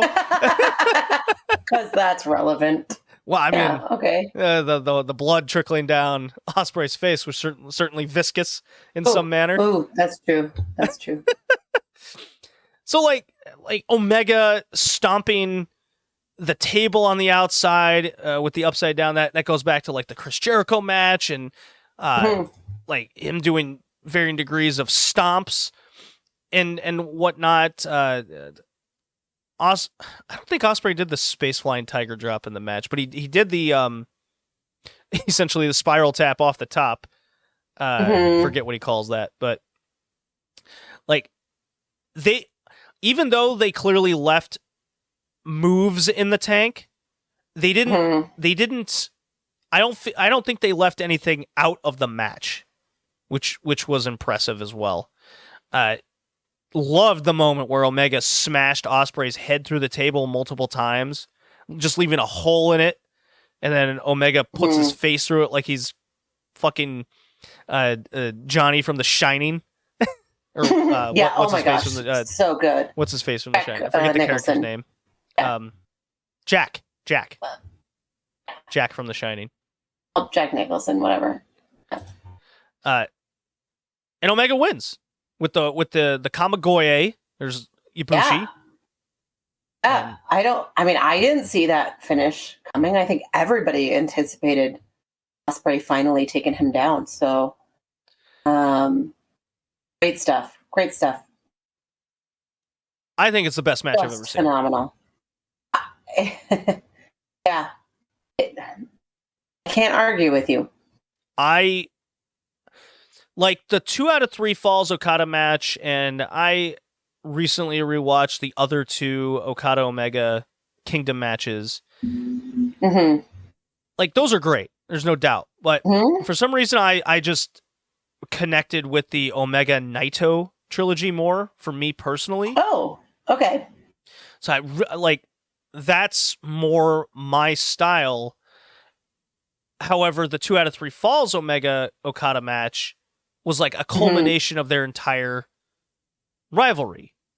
So that, like, if you tell me that's the greatest match you've ever seen, or some Misawa Kobashi match, or if you still want to go to the past and say it's Stone Cold Bret Hart, go for it, right? There is a sense of influence on yourself as a fan, and your interaction with how you like come out of these things. For me, this match just very much exceeded. Like, if I was to remake the 5-star scale, it's this now. Yeah, sure. Like, that is this. Nothing. Like, you have to reach this to get 5. Period. Like, that would be the scale. Okay. Yeah. I'm not going to do that because I believe in investment and the storytelling and the build and rivalry.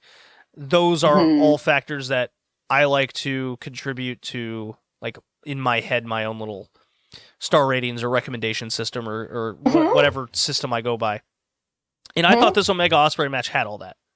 in a very modern sense, with using things like the media to kind of get out your hatred, doing things on Twitter, having that press conference before Kingdom, Ospreay showing up with the Empire in AEW, and them having the like, those are all modern ways to tell the story, which you don't really. I don't think wrestlers do that enough these days. I think they can really capitalize on that. I think Will Ospreay beats him at Dominion or Forbidden Door. I think that's my timeline for them to have their second singles match, and that will be the third try for Ospreay to get one over on Omega. I'm very excited. I have serious doubts that this will be beaten in my match of the year. I just can't. Currently I can't fathom anything that will hit me the same way. I can't even put it in my head in a fantasy way. Yeah, absolutely. It was, I mean, wrestling is art. This was a work of art. It was, I thought they were going to do a blood stoppage. I thought they were going to end the match multiple times on blood stoppage. Yeah. The way Ospreay was selling the blood loss and him kind of fighting, and he clearly purposely kind of slipped on the ropes a little bit, and he shook his head and kind of hyped himself out to get back up onto there. That double arm DDT on the exposed turnbuckle is nasty. Did he do that in a Naito match? I think he did. I don't know. Was that in the G1 final against Naito? I might be remembering incorrectly. But regardless, incredible. Okada defeats Jay White, the main event, 33 minutes. A little long. Okay. A little long. But, okay. I thought it was really, really good. And they have great chemistry, first of all. They have great chemistry. Also, I think I'm looking forward to seeing what happens with Jay White when his contract comes up. The end of this month or next month. It's definitely coming up. I don't think Jay White gets enough attention for being as great a heel as he is. I think he needs to be in the conversation with MJF. I think he's just as good. I really do, character work wise, kayfabe wise, and in ring wise. Jay White is just, every time, again, just the charisma of these guys. It just gets me every time. I just think he's fantastic. And his chemistry with Okada. It was unfortunate that it had to follow the greatest match of all time. But it was very good. Yeah. I didn't mention this, but so obviously I go to work early, and what happened was I basically had to go to work kind of mid-show and log off and log on to a different device. And I came back during the Muto match. Can't say I was disappointed to see only a chunk of that. Dude sucks. Keiji Muto, like, fuck this guy. I've wanted him to retire for the last 15 years. I know. He is the definition of a selfish wrestler. Like, holy shit. The match was about Shota Umino, and Shota Umino gets the win, and that dude could not leave the ring fast enough. Could not share the light at all. And because he left the ring and it's his quote-unquote last New Japan match, of course the spotlight's got to follow him, and Umino's now in the ring alone with no camera. Like, that's who this dude is. Fuck him. I have no nostalgia for Keiji Muto or the Great Muta. And I've done the past New Japan watch, and I find 90% of his matches boring slogs. Okay. Like, even in his prime years. So, Muto sucks. I don't like him. I admit he's a star. That doesn't change my opinion on what I think of his wrestling. Okada, Jay White. I caught that match live while I had to go back and watch the Omega Ospreay match because when that match started, New Japan World crashed and I couldn't log back in due to traffic. Yeah, that happened to a bunch of people, yeah. So yeah, if you weren't already in, you weren't getting in. Yeah. And I had between the junior title and that US match, I had to do a couple things at work, which caused, I'm just watching on my phone, which caused, of course, the browser to have to reset. And that's when it just went too much traffic. We can't get you in. I went, shit. The second Okada White and the bell rung, I got back in, which is super funny. Nice. So that the traffic during Omega Ospreay was very high. Yeah. Yeah. The match, I went like, I don't know, 3 3/4 stars. I thought it was very good.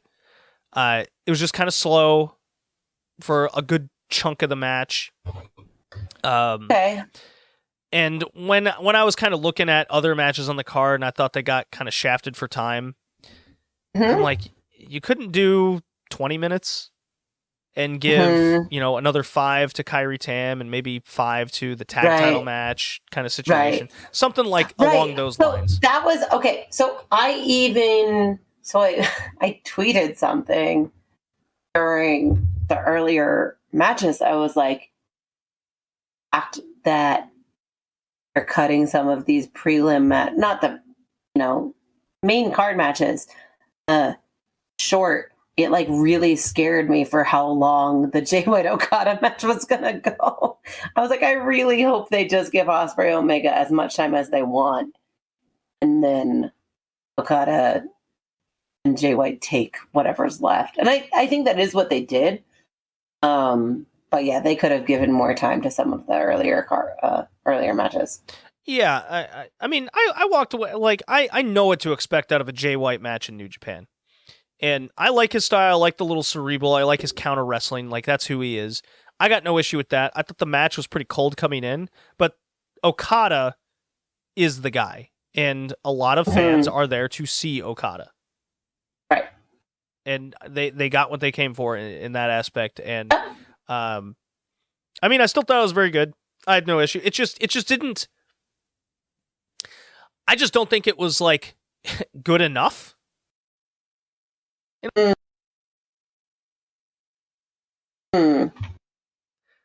I attest that to the slow pace they kind of did for a good half the match. Not if we're doing the counter wrestling style that Jay White does.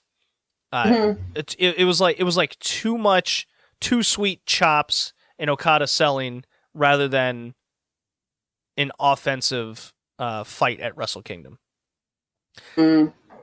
Anyways, Okada Shingo should be really good coming after that. I believe the KOPW title is also like up for grabs that same match. Oh, okay. I think that's kind of a signal to the end of that thing. Okay. Yeah.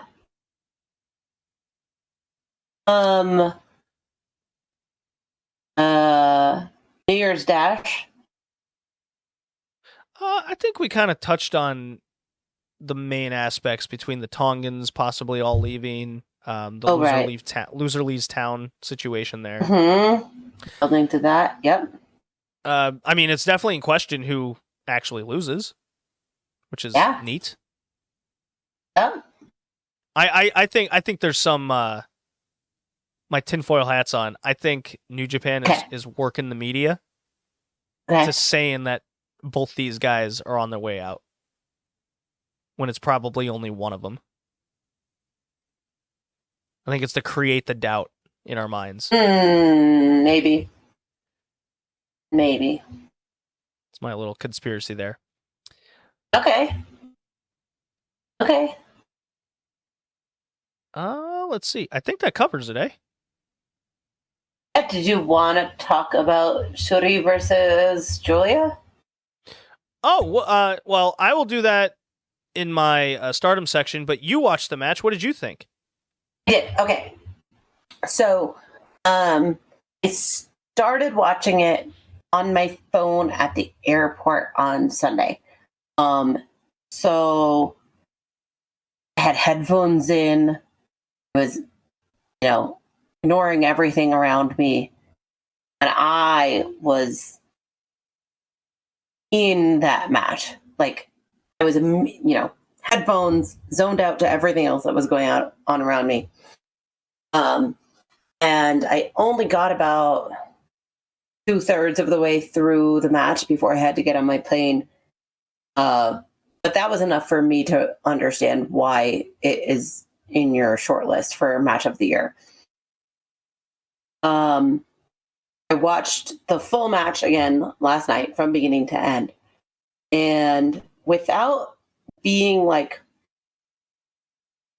fully immersed in it the way I was at the airport, I started to nitpick a little.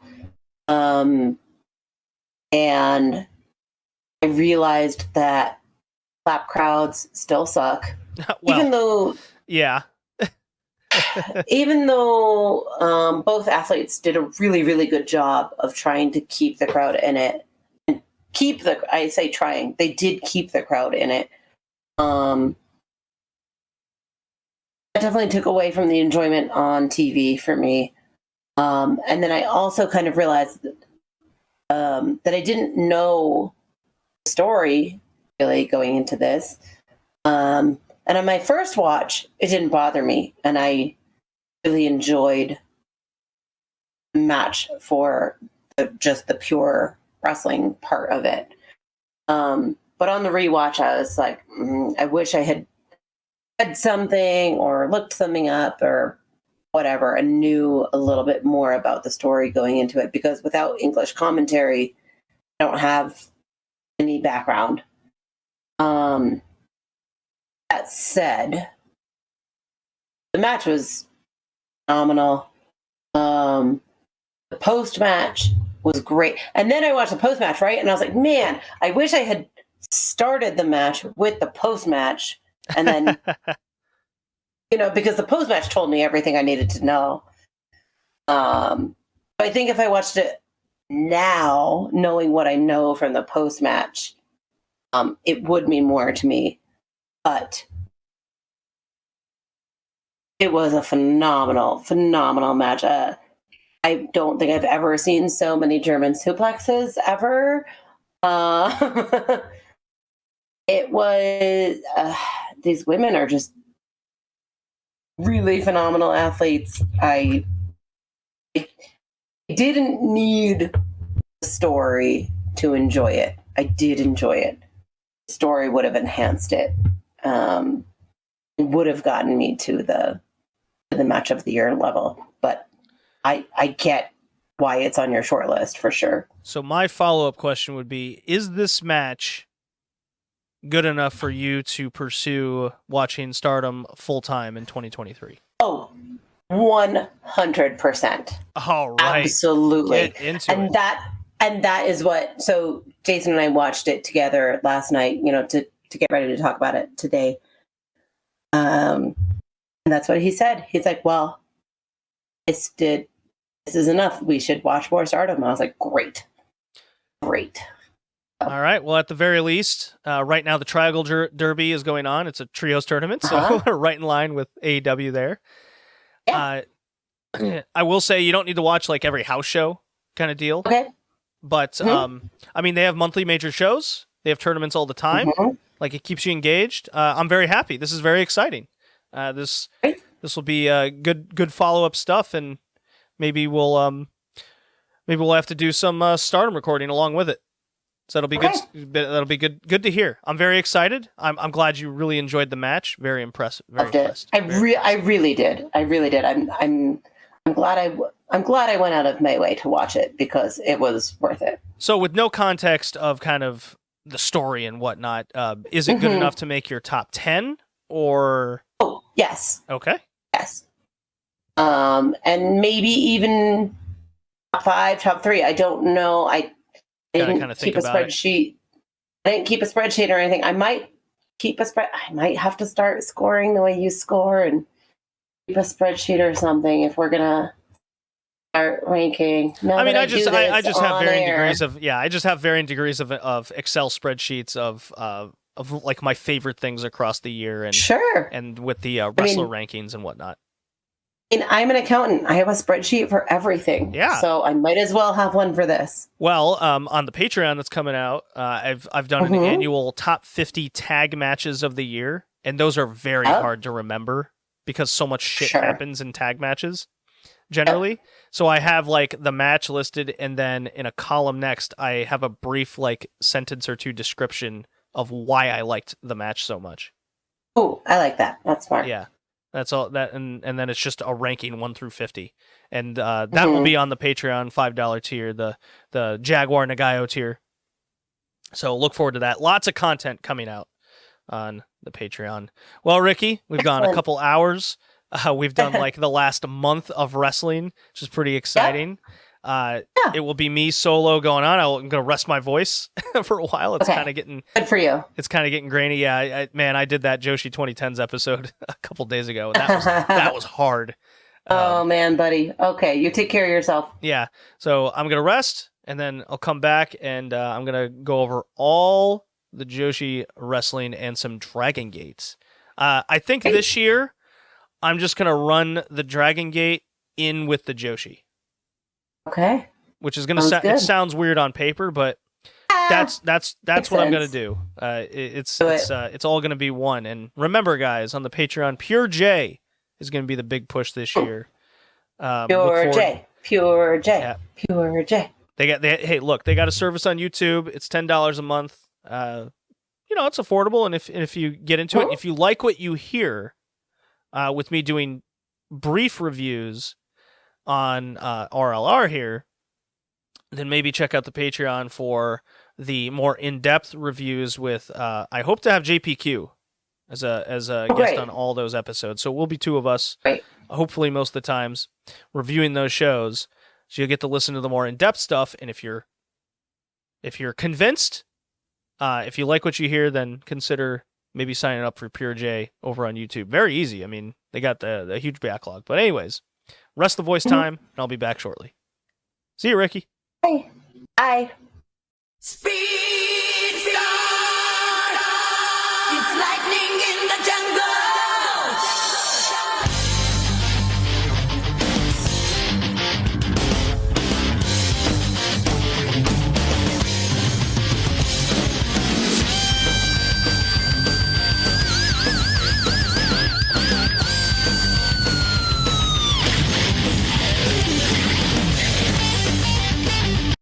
Okay, everybody, it's time for that Dragongate, and I think I'm going to slip it in right in between the discussions around, in between the New Japan AEW and the Joshi, because I think it's the best of both worlds there.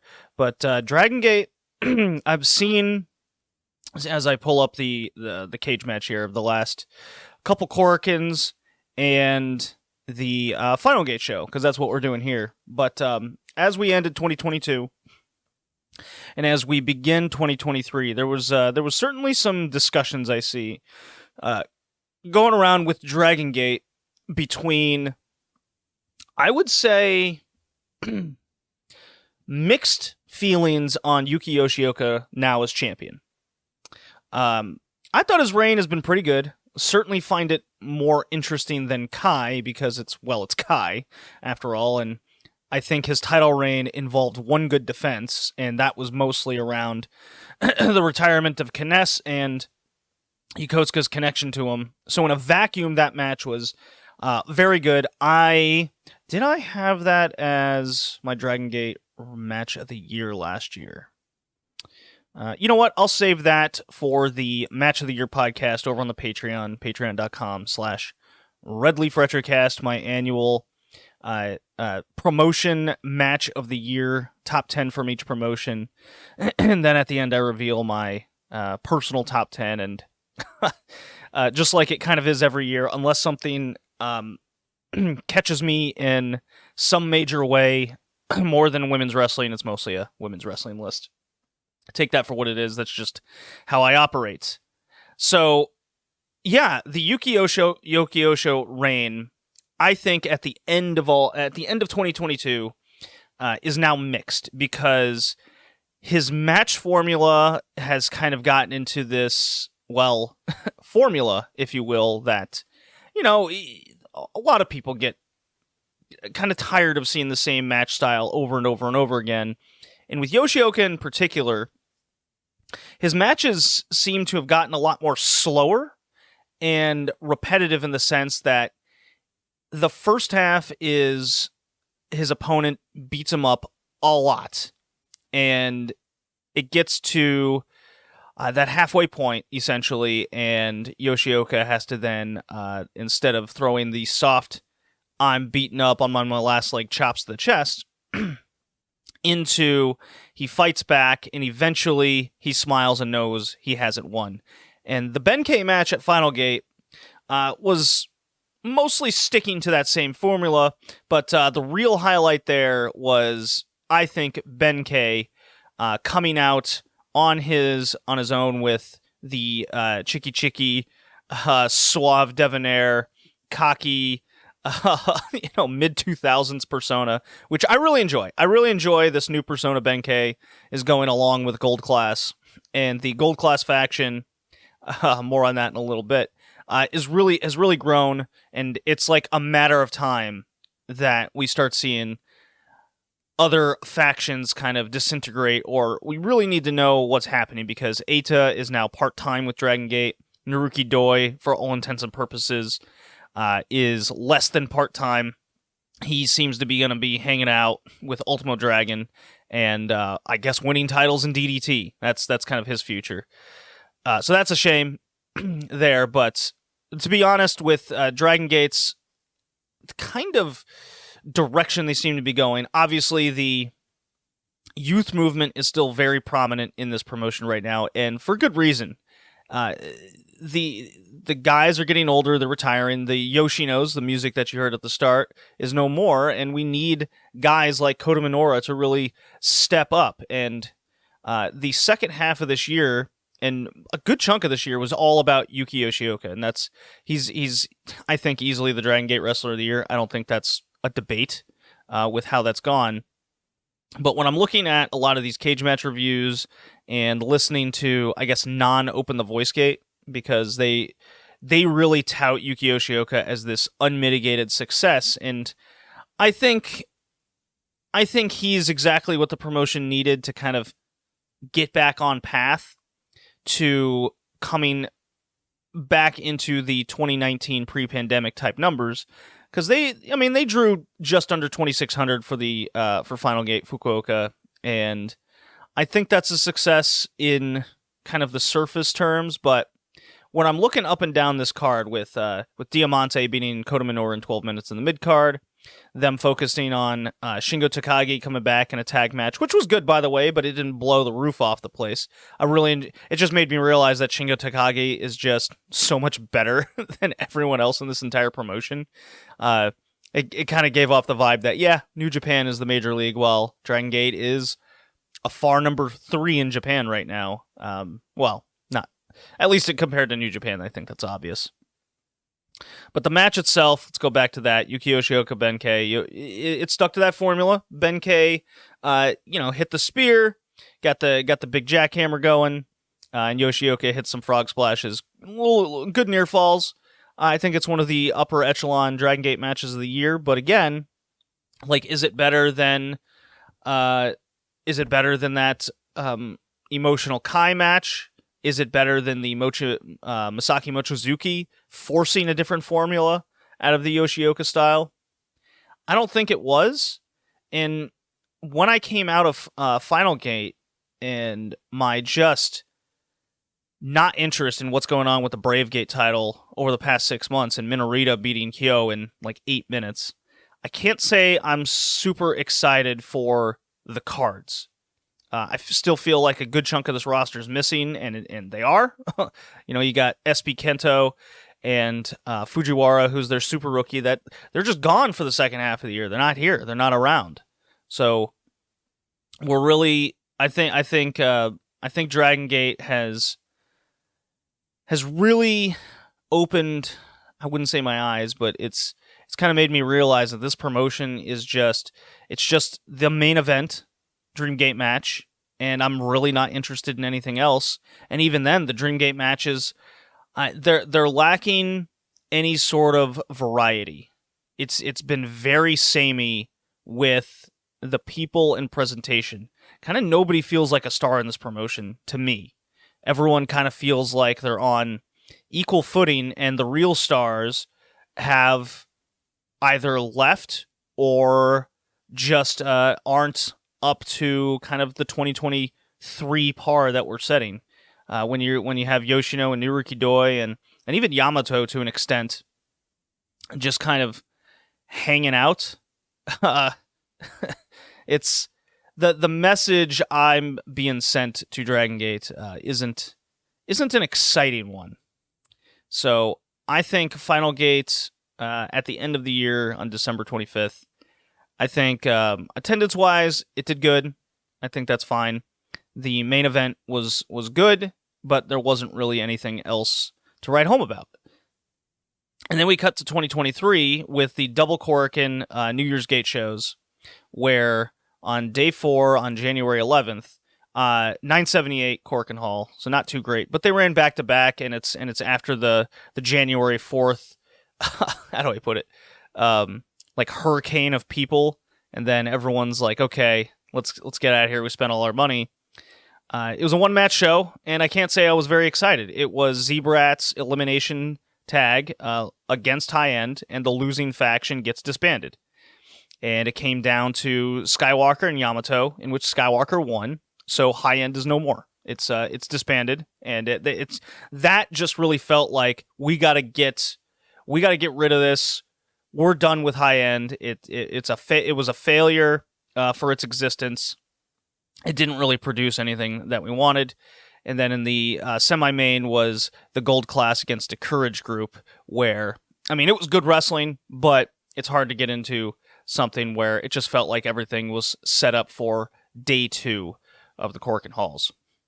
And I was really baffled that, and it really stuck out as a red flag to me that they're doing a Dreamgate match in January with Shun Skywalker challenging, while Diamante at Final Gate was the one who got essentially the number 1 contendership win, but they announced that, I believe, for February.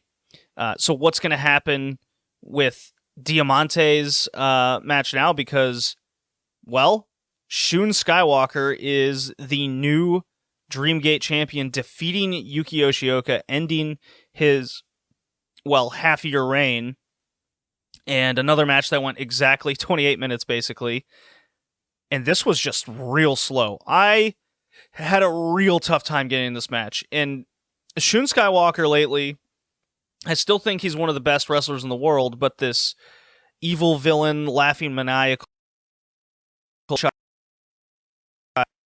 which I like, it's just too often, seemingly, his matches, whether it's in tag or singles like here, it relies too much on the slow, evil villain heel, and the match never kicks into gear.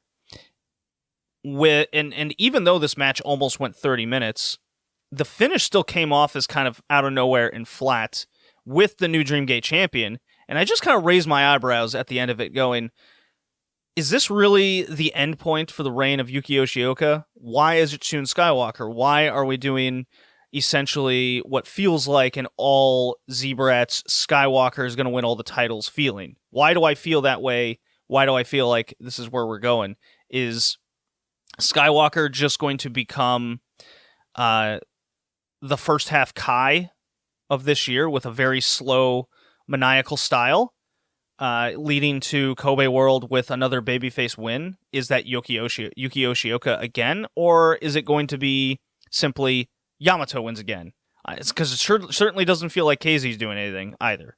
So I don't know what the plan is. I don't feel like I know what the plan is. I don't feel like I know why Skywalker just won the title on this Korakuen to start the year in front of 1,022 people. So for a Dreamgate match, during this hot period of of the holidays. I know it came afterwards, and they did a double Corkin shot, and that's something to consider. But it definitely doesn't feel hot. It definitely doesn't feel like Skywalker is going to be a hot champion. But I don't know. It's a confusing time, and I mean 1 out of 3. I think I went 3 out of 3 in the end for the Ben-K match, and I went 1 out of 3 for the Skywalker Yoshioka match. I mean, we've seen better. We've definitely seen better out of Skywalker, and we've seen better out of Yoshioka. And with this slow style, it just didn't do anything for me. And I'm just left confused with it. I do like Shun Skywalker a lot. I'm probably actually going to prefer him as champion over Yuki Yoshioka right now. But I think Dragongate in 2023 has a lot to prove.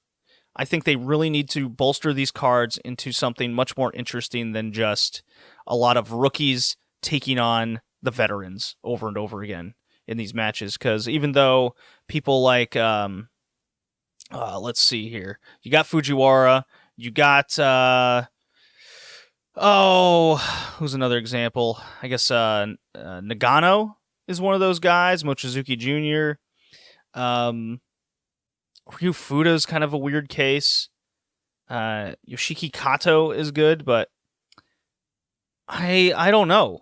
It's going to be an interesting year for Dragongate going forward, and what their plan is with things like the Twin Gate and the Dream Gate as we enter the months going into 2023. Those are kind of my thoughts over Dragongate. So, that was about 14 minutes of Dragongate talk. It's not bad. I'm going to make my little marks here, and then it is time. Oh, here we go. I know what I'm going to do. It's time for the Joshi. And I am going to do this drop for fun because I just have to do it. I'm really stalling for time here as my computer loads up YouTube as I try to get into things. But I'm excited to announce a number of things. I did it at the top of the podcast, but if you're one of those people that kind of skips to just the Joshi section, I think you'll be pleasantly surprised with what I gotta say. So, here we go. Hopefully it loads quick enough here.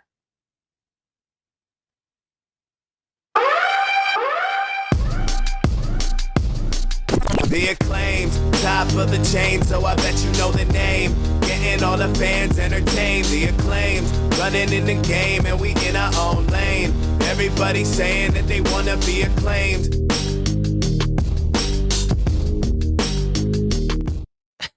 Okay. I know that might seem random, but I guess the 4 people that I converse with about that will hopefully get that joke and why the acclaimed music's playing. But here we go.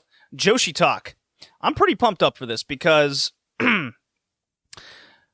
time to plug the Patreon because I am announcing the Pure J podcast for the Patreon.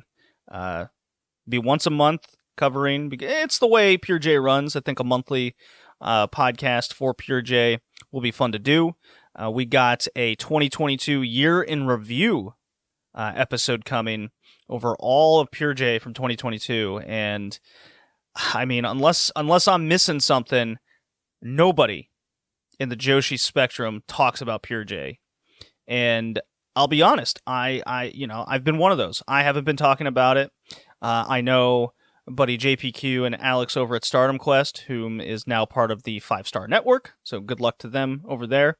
But JPQ and Alex have been trying to get me to watch Pure J for well over a year now because I always have the opinion that I just want people to try. And they keep telling me that Pure J, even though it has a small roster, they're trying. There's obviously a lot of limitations there that Pure J has to go through, and we'll do a lot more deep dive into that for Pure J in general over on the Patreon. But so. There, we will be doing that. We will come together for the January 8th show, which saw a title defense there, and the pop title was defended on January 8th, so look forward to that in February because I believe there's a dojo show announced with Hanaka Nakamori against Kreia that's announced already, so that'll be cool. But I'm here to talk about kind of Pure J Climax from middle December there at Korakuen Hall, 550 people, so not like if you compare it to Stardom or even TJPW to an extent, it's not a good number, but in terms of Pure J and what they've been trying to build to for the past couple years, 550 is a pretty decent number for them, but we would like to see that go higher, obviously, in 2023. And this is what happened at the Korakuen Hall show, Pure J Climax 2022. We opened with a trios match. Yoneyama, Cherry, and Leon defeated Shia Ozura, Makoto, and Yuki Mashiro. So Yuki Mashiro, before her retirement, got to be in a little undercard match on Pure J at Korakuen Hall, so that's kind of cool for her. It went 12 minutes, and then Tsubasa Kuragaki came in and defeated Akari. So for those that don't know, essentially Shia Ozura, Akari, Kreia, Momotani, Hanaka Nakamori, Raiden Hagane, and Leon are kind of your that's your Pure J group. They're the ones kind of signed to the promotion, and Pure J itself fills out a lot of their cards with the occasional freelancer that'll come in and take on one of the, let's say, Pure J OGs here. So the second match was Tsubasa Kuragaki. She kind of frequents around Oz Academy and doesn't take a lot of dates these days, but she defeats Akari in 7 minutes, 27 seconds. Don't really agree with this at all. Tsubasa Kuragaki is, she's very immobile. She's very advanced in her career. This is a case of veteran just going over the young person. And I'm going to go into a lot of depth with that over on the Pure J podcast, recounting 2022 and what I'd like to see in 2023. So for this happening at the end of 2022, I will refrain from going into any like deep discussion over simple results like this, because I do have something big I want to discuss for 2023 in Pure J. And then the Princess of Pro title match. I did actually was able to find this match somehow. Sort of clipped, but it was like a fan cam thing. I don't even know if it's still up, but it was on a very shady website. Okay, it's a porn site that has some Pure J matches, but it was Riku Kaiju defeating Kreia, the defending champion, in 13 minutes.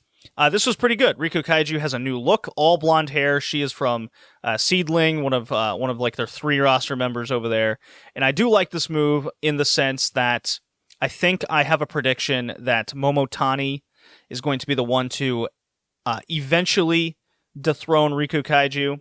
And I think Riku Kaiju fits into Pure J like a glove, and her kind of winning this title from Kreia is a good little move. And this now gives me hope to see people like Kreia kind of move up the card a little bit. Pretty good match. You can go 1 out of 3 here, 2 out of 3 if you're being generous. And then the Daily Sports Tag titles. A big long story there if you've listened to the Joshi 2010s journey over on the Patreon, or the eventual free versions that come out, All Japan Women Destiny podcast. And then you know the little history behind the Daily Sports Tag titles. Raiden Hagane and All Cap Saki. So All Cap Saki is very frequent into Pure J. She gets booked a lot for this promotion, and her and Raiden successfully defend the titles against Momotani and Kazuki in 15 minutes. Did not find a version of this, and honestly, with Kazuki going for the tag titles at Korakuen Hall in a semi-main event, can't say I'd be too excited for that. If you're familiar with my opinion over on the Joshi 2010s, you know where I'm going with this. If you're not, well, Kazuki is not very good. And she's been around for like 20 years at this point. In those early JD Star days, in the late 90s, early 2000s, she was not good then. She's not good 10 years ago, and she's certainly no good now. And yet, there's a lot of this this booking that is just simply veteran over young people. We'll get more into Kazuki as we do the monthly Pure J reviews. But Momotani is someone to keep an eye on. She's a big spitfire out there. She came over from Actress Girls when Actress Girls decided, we're not going to be a wrestling promotion, but yes, we are. And then and then we're just going to make a new roster and pay people probably less. Because that's how they work. Really like Saki in Pure J as a tag specialist. I think that's where she flourishes, and that's kind of how they book her. So that's fine. And then the main event was the Pure J Openweight title. Yu was the defending champion here, YUU. She is sort of a completely different wrestler in this promotion compared to her tag team over in Sendai with Chihiro Hashimoto, where they're kind of these goofy, we eat and flex tag team over there. And then in Stardom with the just geek squad that is the Neo Stardom Army with Nanae Takahashi. Here in Pure J, she's kind of more of a no-nonsense, not gimmicky house show wrestler. If you remember, I spoke very poorly over her title match with Mayuki over in Oz Academy. Now here, was not able to see the match, but I did find a full written review over in Japanese, so forgive the Google translations there, but essentially what happens is Hanako Nakamori gets her ass kicked by YUU, fights back, and then gets her with a couple flash kicks. It's almost like a running flash magic, but she does the kind of front of the foot instead. Almost like a soccer kick that's diving. And she hits a couple of these, and then she does what I call the Pure J roll. You kind of trap the arm and float over. And that's how she wins the title from YUU. Very strange that when you look across the booking of 1U, she doesn't get pinned very often, like almost at all. She's extremely protected, whether that's her decision or not, I'm not sure, but she's always heavily protected that you can't just beat her clean. It's very strange to me. It's always either a banana peel roll up or a roll up like in this case, instead of just going 1, 2, 3 to the mat. But Hanako Nakamori goes into her, we'll call it 5th reign. If we count the JWP title reign and when the company went under. And then the start of the Pure J title. Hanako Nakamori, she's the best in this promotion. It's without question. She should be the champion right now until you can build someone else up to beat her. And then post-match, we had Raiden Hagane come out and challenge for the January 8th show. and that January 8th show is available on their YouTube membership. So I implore, if this sounds interesting to you, then go seek out the membership. It's $10, much like everything else. And they frequently upload all of their shows in a timely manner. And now I'll do some rapid fire here. Ice Ribbon Mania. Let me pull that card up.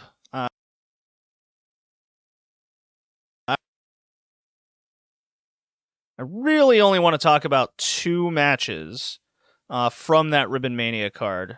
I did check out the whole show, but it doesn't. Yeah, not a lot of people are watching Ice Ribbon these days. 856 at Corkin Hall. It's kind of their biggest crowd in a little while, but don't let that fool you, because it's another retirement. So retirements draw. It's the end of the year. Restrictions are being lifted. And this should be their biggest show of the year.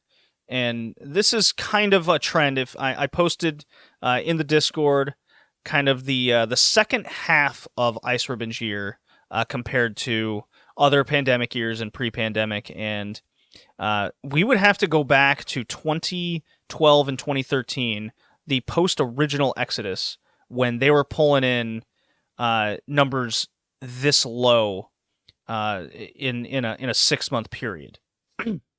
So I'm not very let's just say I'm not betting on an Ice Ribbon bounce back year for 2023.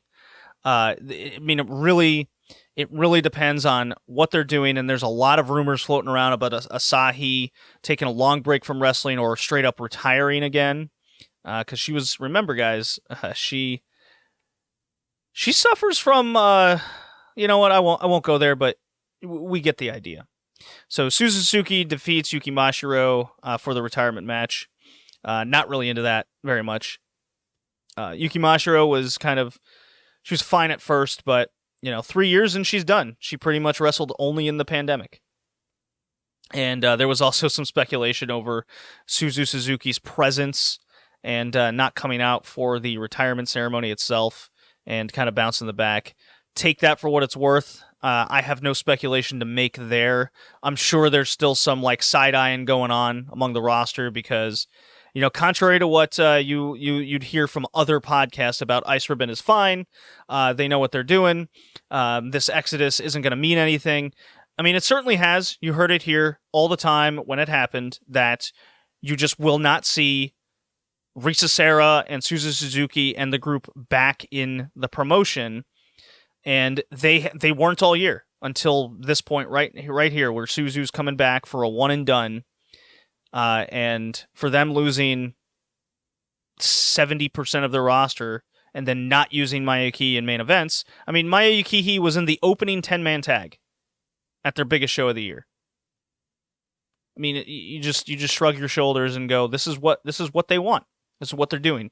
While Unamanase is going for the tag titles in the semi-main event, sure, I guess. 17 minutes that went with Totoro losing to Ibuki Hoshi and Hikaru Shida, the ribbon tag title champions, and Shida cuts this just baffling promo in the post-match, essentially calling Ibuki Hoshi a loser. Even though they're the tag champions, tells her if you lose a single match before Shida comes back to Japan, Shida will vacate these tag titles, and you won't see her. But when she comes back, it'll be her last match with Ice Ribbon. So essentially, don't be a loser, you fucking loser. Is very strange. I don't know what to make of this, but I mean, it seems like it's a collision course where Ibuki Hoshi is going to win the Ice Infinity title, at least at that half-year mark, at some point between May and August, I would imagine, is the estimate. Because I see no reason why to take the title off of Saori Anou unless you're just going to put it on Shida, which is a very possible outcome with the way this promotion's going. Tsukasa Fujimoto looks like she's not coming back anytime soon, so there's no reason to bank on that. Or they just hold it until she comes back, in which then we're probably in for another Tsukasa title run. Not sure what the excitement level would be of that. I know I wouldn't be at this point in time. But Saori Anou defeats Asahi in just under 20 minutes. I went 1 out of 3. It's like a 3 1/4 Big Dave Star type match. I didn't get any emotion out of it. I know a couple of people did. I just think it's very low level. I think we got at least a couple years of building to get to a lot of these wrestlers putting on kind of just these higher end matches, and I think we've seen what Saori Anou is capable of as a main event singles wrestler, and unless she's with a person that's higher than her in level or star power, these matches just come off as flat and just waiting for the little goofy roll-up bridge finish that she has. It has a 7.82 on Cage Match with 33 votes. I think that's a little high, but generally when you get when you get fans into these matches, I mean, hell, the Mickie James Jordan Grace match has almost a 9 on Cage Match, and I certainly think that's a little better than Anou Asahi here in Ice Ribbon, but clearly the story was much. It vibed with the audience much more in Impact than this match did for Ice Ribbon. I think a lot of people thought Asahi was going to win, and I'm just like, I don't know. It sure doesn't seem like she's being booked that way, and neither is Ibuki Hoshi. They're not putting the gas pedal on them. They're not giving them big wins to get to these points. Who knows?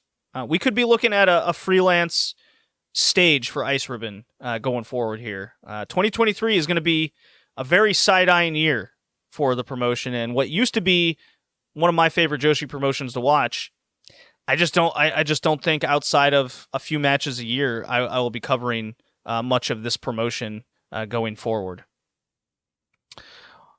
Okay. Oz Academy. Akino defeats Ozaki.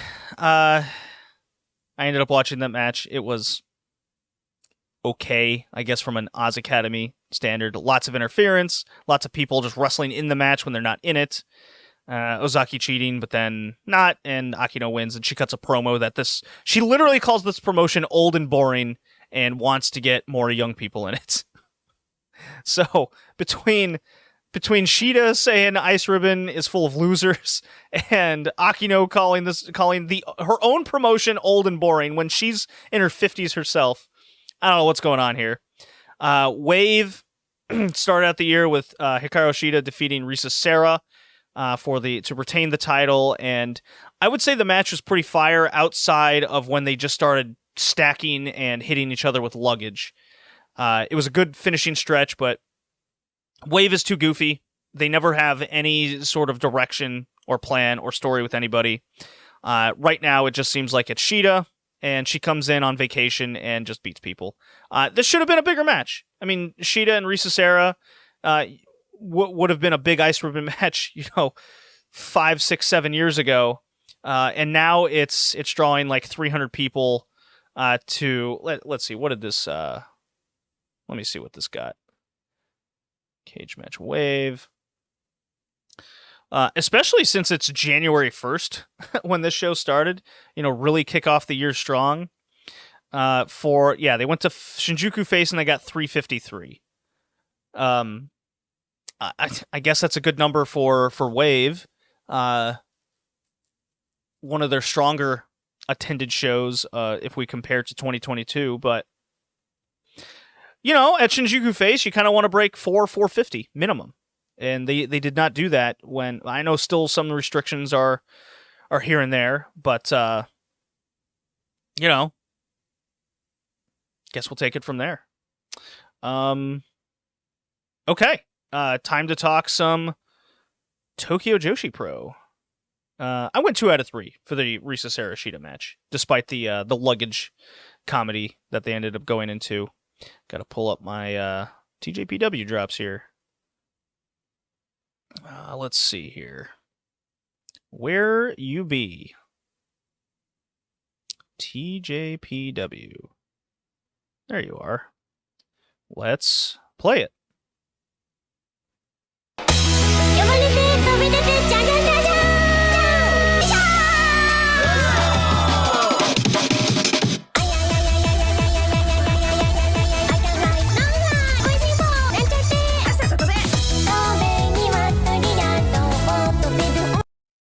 Okay, so TJPW, their annual January 4th show that they still treat like a big deal. They treat this on the level as like their Grand Princess and Summer Sun Princess deal. But, after this, they're gearing up for the Max Heart tournament. Take that for what it's worth. Oh, Dragongate. They announced a tag tournament themselves all throughout February. I'm actually kind of interested in that. But regardless, Tokyo Joshi Pro 23, Corkin Hall, 1,111 people.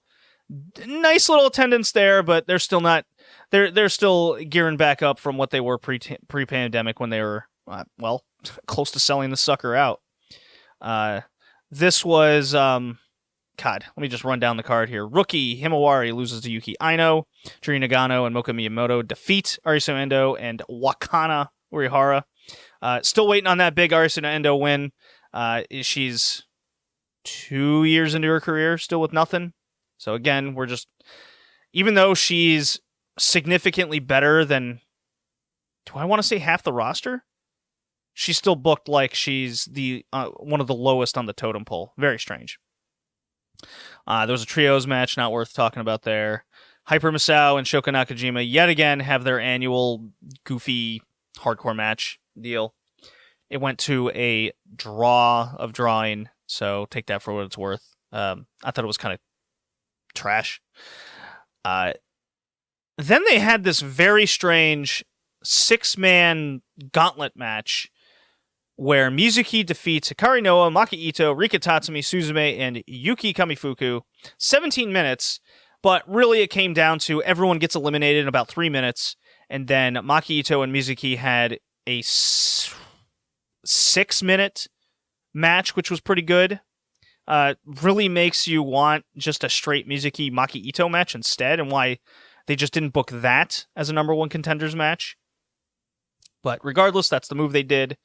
I mean, I thought the gauntlet was pretty just time filling until we got that good 6 minutes. So 1 out of 3 recommendation there. Miyu Watanabe successfully defeated Trish Adora in 10 minutes to retain the IP title. Yeah, I would have liked to see them cook a little bit longer, but instead I was feeling generous. I went 2 out of 3 with this one, but it's definitely on that lower end. 3.5 stars, 3.25 kind of deal. Miyu Watanabe, will she... I mean, the biggest question here is, will she be booked for something once we get past this IP title run? Because that's the biggest question. Because everyone who's had this title before her at this point has gone on to do essentially nothing for the promotion. Hikari Noa just eats falls left and right. Maki Ito went to GCW. Kamifuku's been in the mid-card doing jack all. I mean, the list goes on. But still, Trish Adora seemed like she was tailor-made for TJPW, and it would be, it'd be cool if these foreigners that come into TJPW, we see them come on a tour for a few months rather than they just come in for one-off matches and then we don't see them for months on end. And that'll actually take me into a nice little segue into the Saki Kai Yuki Arai tag title match, which went under 12 minutes against the Wasteland War Party, Heidi Halvitzer and Max the Impaler. Now, Max the Impaler has been a pleasant surprise in TJPW. She definitely fits in character-wise, but, in-ring-wise, it's a lot of grunting and no selling and eventual selling, but Yuki Arai stood no chance in this match. Heidi Halvitzer was, she's not great either, but, the match was okay, but we kind of expect a little higher for I would say the bar is higher for TJPW these days than what we got here. And I got to call this Reiwa AA Cannon tag team title reign of Saki Kai and Yuki Arai kind of a failure. It's what started out as very promising and finally starting to see a push for someone up the card that's young and interesting and fresh, with Yuki Arai in this case, and teaming with Saki Kai would give credibility. They ended up giving this team the worst opponents over and over again, and then to kind of lose in a shocker to the War Party here. I'm not a fan of it. I am a fan of Max and what she's bringing, but not in this case. Now they have this tag tournament, and they're not only not in it, but they're just kind of in wait for who does win it. I think that ends at the end of February or middle, around there. We'll see what happens. The main event: Yuka Sakazaki defeats Miyu Yamashita, 16 minutes. 8.56 on Cage Match right now, over 100 votes. I'm not quite that high, but I did go 4.25. I did like this match a lot.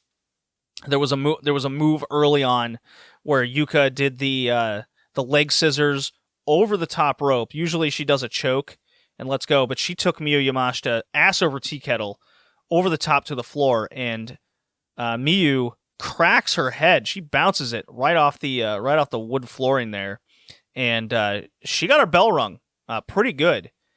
And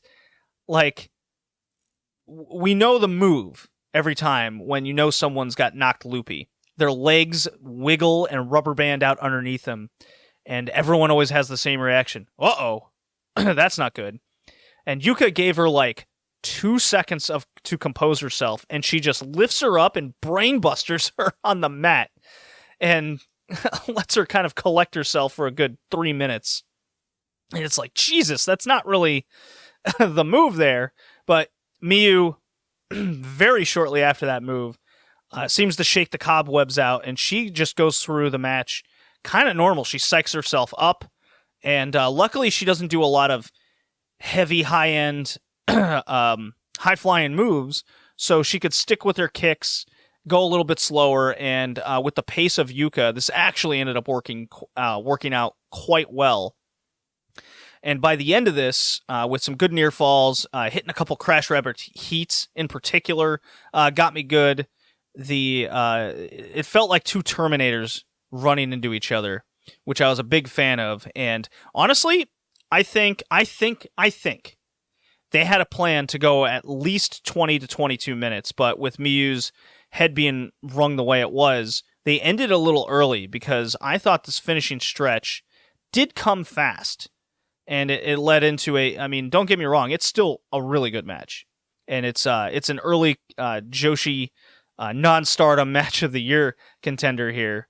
But with a lot of, I don't know, it's, the problem is we've seen this match so many times over the course of quote-unquote big shows for TJPW that investing-wise, it was tough to get into from that aspect, from just a in-ring perspective, and what I hope is now the kickoff of TJPW doing something fresh in 2023, because with Mizuki now the number one contender and going up against Yuka, it's a Wrestle Princess rematch here that they're doing at Ariake Stadium, which is a big venue they got to fill up. Very curious if they're gonna break 2 or 2,500 people for that one. But as I've been saying, like, I really think they missed the boat on Mizuki over the last couple of years, and now they have a big job in trying to heat this woman up. And with this tag tournament, I don't get the feeling that they're doing that well enough. Mizuki should have had some much bigger wins going into the show, and then having a definitive win over someone of credibility, like a Shoko would have, I think, really built this match up well. But they really like their traditional kind of goofball stuff, and that's the direction they went. Big match, Yuka. I do love her a lot. I hope it's interesting because her title reign with their couple defenses, whether it was against Billy Starks or now with Miyu Yamashita, like, this title reign's been good. The matches have been very solid, but we need fresh stories. We need fresh opponents. We maybe the Outsiders isn't the worst idea. I would love to see a Rika Tatsumi match with Yuka. I want some fresh opponents and some doubt, and to now do what Wrestle Princess 1 was. Years later at this point now, because we just had Wrestle Princess 3, to do this at Ariake, it definitely feels like it's too late. I'm wondering what the TJPW fan base is feeling and how they're going to react to hopefully a Mizuki title win here, and point for LLPW in that one. But it wouldn't shock me if Yuka just straight up retains, and they build up to something different and interesting. And the thing is, the champion's now in AEW working for a month. She's not doing the tag tournament. So how do you heat up the matchup if the champion's not there, and you're focused on a tag tournament with the eventual winners facing Wasteland War? I don't know. It's very strange. I'm definitely more hyped for what Pure J has to offer than TJPW right now, even though I believe that TJPW will wipe the floor with non-Stardom in big main event type title matches for 2023. Okay. Whew. Collect my thoughts here. Get some drinking going on. Pull up the Stardom cage match. Oh, hello, kitty. Man, he's cold. He's going under blankets next to me. I'm all wrapped up under here. Okay. I think it's only right that I play what needs to be played here.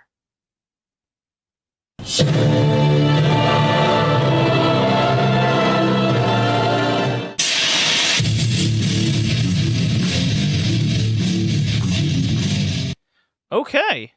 So with that, it is time to go into Stardom. And we got Dream Queendom to go over, and then essentially the start of the Triangle Derby. We got 3 days that we can cover, and I believe they just had a fourth and a fifth here. And Dream Queendom at the Ryogoku Gokugen. 3,869 people there. The largest Stardom attendance in the promotion's history. Don't kid yourself about that Yuzuki Aikawa retirement show at Sumo Hall. That was not as much as this. But regardless, this is their largest attendance, and it was a one-match show with the culmination of Julia winning the title from Shuri, someone who's been a pushed commodity and strong, unbeatable ace of the promotion, essentially, for the past couple years, next to Tommy and Mayu. This was the story of Julia. And it did not disappoint. So for all of my... This is what I want to make clear. Would I have booked the Outsider's story for Dream Queendom to end the way it did on this show? I would not. Is Haruka Umasaki a fitting opponent in the semi-main for what is now the largest Stardom show of all time? I would not. Especially with how cold a lot of the matches felt. Now, with that out of the way, since it was built up as a single match show, all eyes on the main event, and all eyes on Julia really taking the bull by the horns and winning this thing, and is clear the person that Stardom is going to focus on for 2023, I'm calling this an unmitigated success. I mean, it's just a further example of why Stardom is the number 2 promotion in Japan right now, a top 5 promotion in the world, attendance-wise. And the match absolutely delivered and then some. It got 4 3/4 from Big Dave there. It has a 9.46 on Cage Match out of 250 plus votes. I gave this match 5 stars. Like, without question, it accomplished everything I wanted it to do and more. The match went 29 minutes, 51 seconds, and they did everything that I wanted them to do. Shuri has been unbeatable. No one's kicked out of Julia's Northern Lights bomb. No one's kicked out of Shuri's flipping one-wing angel variation. They did it all, and it took everything, including the kitchen sink, and just gnarly moves inside and out of the ring to put each other away. And I love that story for the culmination of getting to the top. This person has been unbeatable. What do you have to do to put them away? Well, you yourself have to become unbeatable. There was the huge suplex off the ramp into the pile of chairs. Julia just cracks her head on the back of a chair as she threw Shuri. They did. I really loved the story of them essentially telling the story of DDM, which has been a huge faction push over the last couple of years with the entry of Julia and Shuri into Stardom.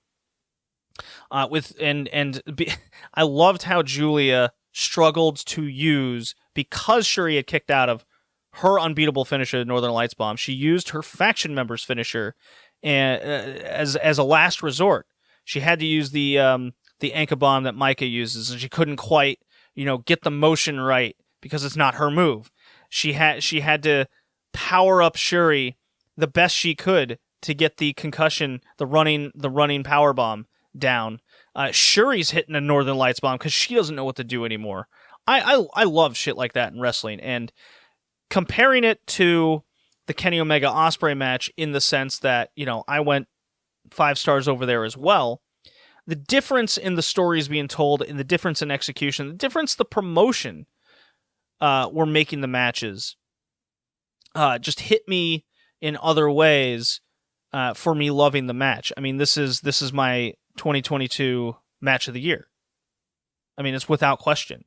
I think it told the best story, told the best in-ring story, and it had the most satisfying ending that I think we all wanted to finish off what has been a journey for Julia and a journey for Shuri over the last few years as well. An excellent, excellent match. I can't wait to see what this Julia Rain has in store, and we got some good teasers and official makings when we get to talk about a little bit of the Triangle Derby. And then just kind of running down the rest of the card, we had Azumi defeating Hikari Shimizu in a 9-minute match. Typical high-speed stuff there. Nothing to write home about, I feel, but it was okay. We had a Triangle Derby preview, trios match with Stars, which was fine. The return of Mina Shirakawa teaming with Unagi, taking on Mai Sakurai and Tekla. Nice little return match, and it really got to highlight what Mina is going to do over the next few months as she gets elevated kind of off to the side of Cosmic Angels. She's got her own thing going on called Club Venus with the UK duo of Zaya Brookside and Maria May. And there was some question marks over the Gaijins coming back into Stardom. And if you've been a long-time Stardom fan, you know the bar is low when it comes to Gaijins. But I gotta say, Zaya Brookside has certainly improved from years ago. So that's nice to see improvement. That's all I ask. And then Maria May, she's got speed to her. And she's got real potential there. And if we can get a good 3-4 months out of Maria May, maybe even a tag title match on a nice little house show somewhere, whether that's teaming with Mina or Zaya Brookside, or hell, could they win the Triangle Derby? I don't know, but it's been a pleasant surprise to see what Maria May does. And if we can kind of get her and Zaya to give us a good little 3-4 months, and then you get a couple good matches out of them. They're built up fairly well. The whole job is for them to help elevate Mina to the next stage and possibly be the next person to win the Wonder of Stardom title and carry that white belt for a few months herself. Then I think job well done, because that's the whole point of this Club Venus thing. I like what I see, and then they can leave the territory, and I think that'll accomplish what it set out to do. Goddess of Stardom #1 title match. The 3-way, 10 minutes, kind of banged a little bit. Ruaka and Tora kind of stayed out of the way while the new era Ami Sourei and Mirai just banged heads with Himeka and Maika well. Himeka and Maika went over. Very much appreciate that. That's what needed to happen there. Kairi and Utami went to a 15-minute draw. Very much expected. You weren't going to give away a big match like that so soon, but honestly, knowing what we know now, I think Kairi should have just beaten Utami. But this was my second favorite match on the show. Just good wrestling, and it makes me want to see more. Much like the Kairi Tam match, I want to see good singles matches with Kairi. And yes, she went to the 30-minute draw with Saya. She did the 15-minute draw with Utami. She only got 5 minutes with Tam. There is a sense of dissatisfaction there when we're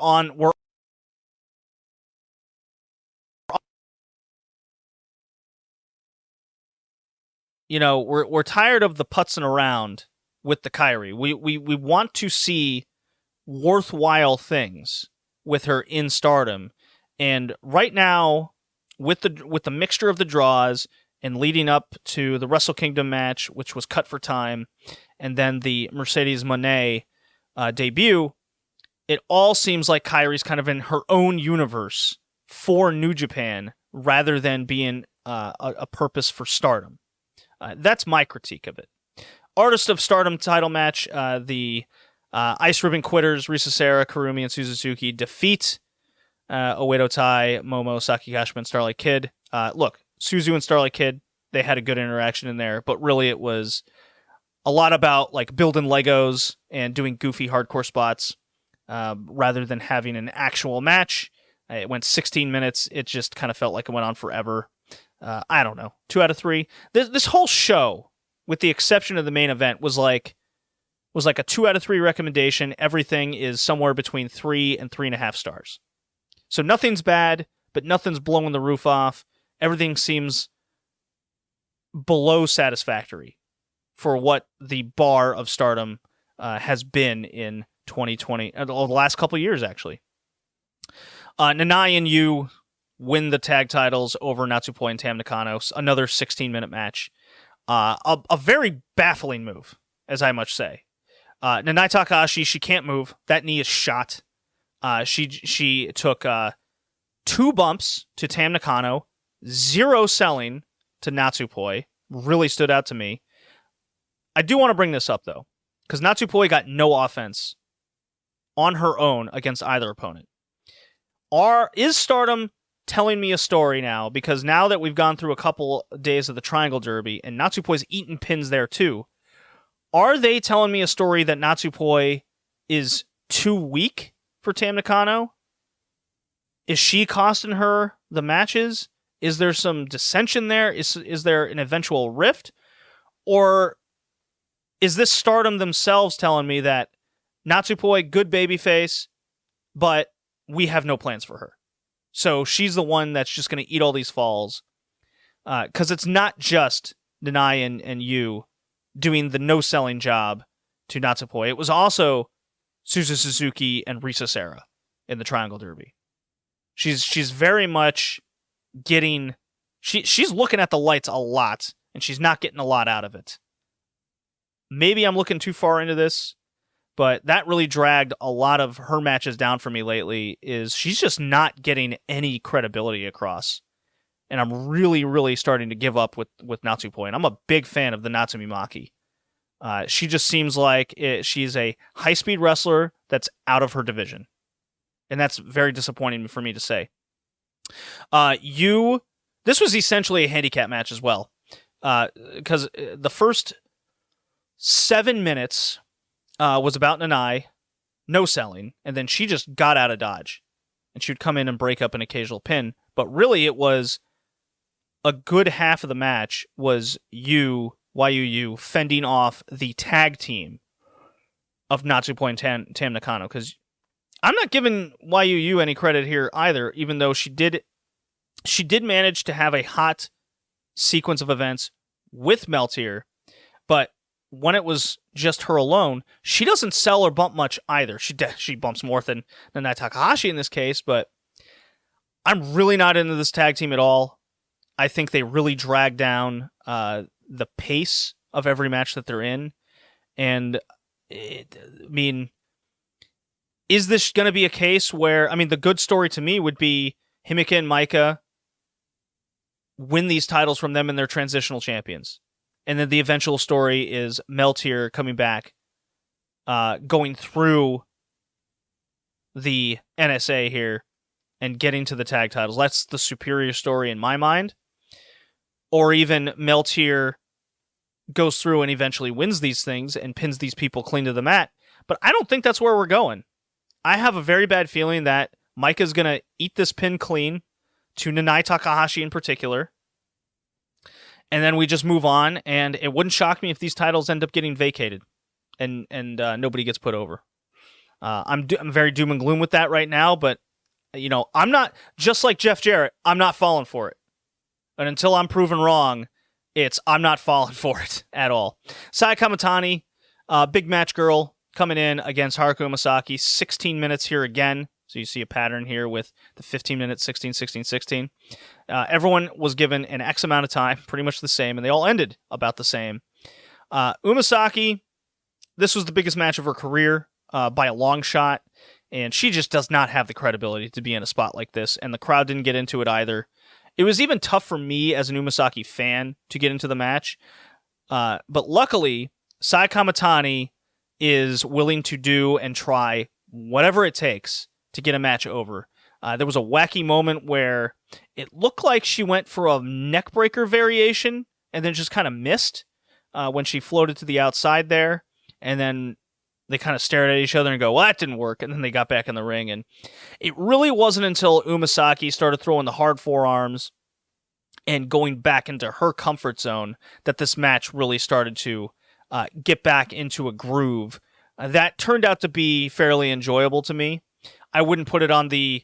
I don't even think I'd put this on the level of even the Artist Stardom title match or the Kairi Utami, but it did end up having some sort of interest to guide me into the later stages of the match.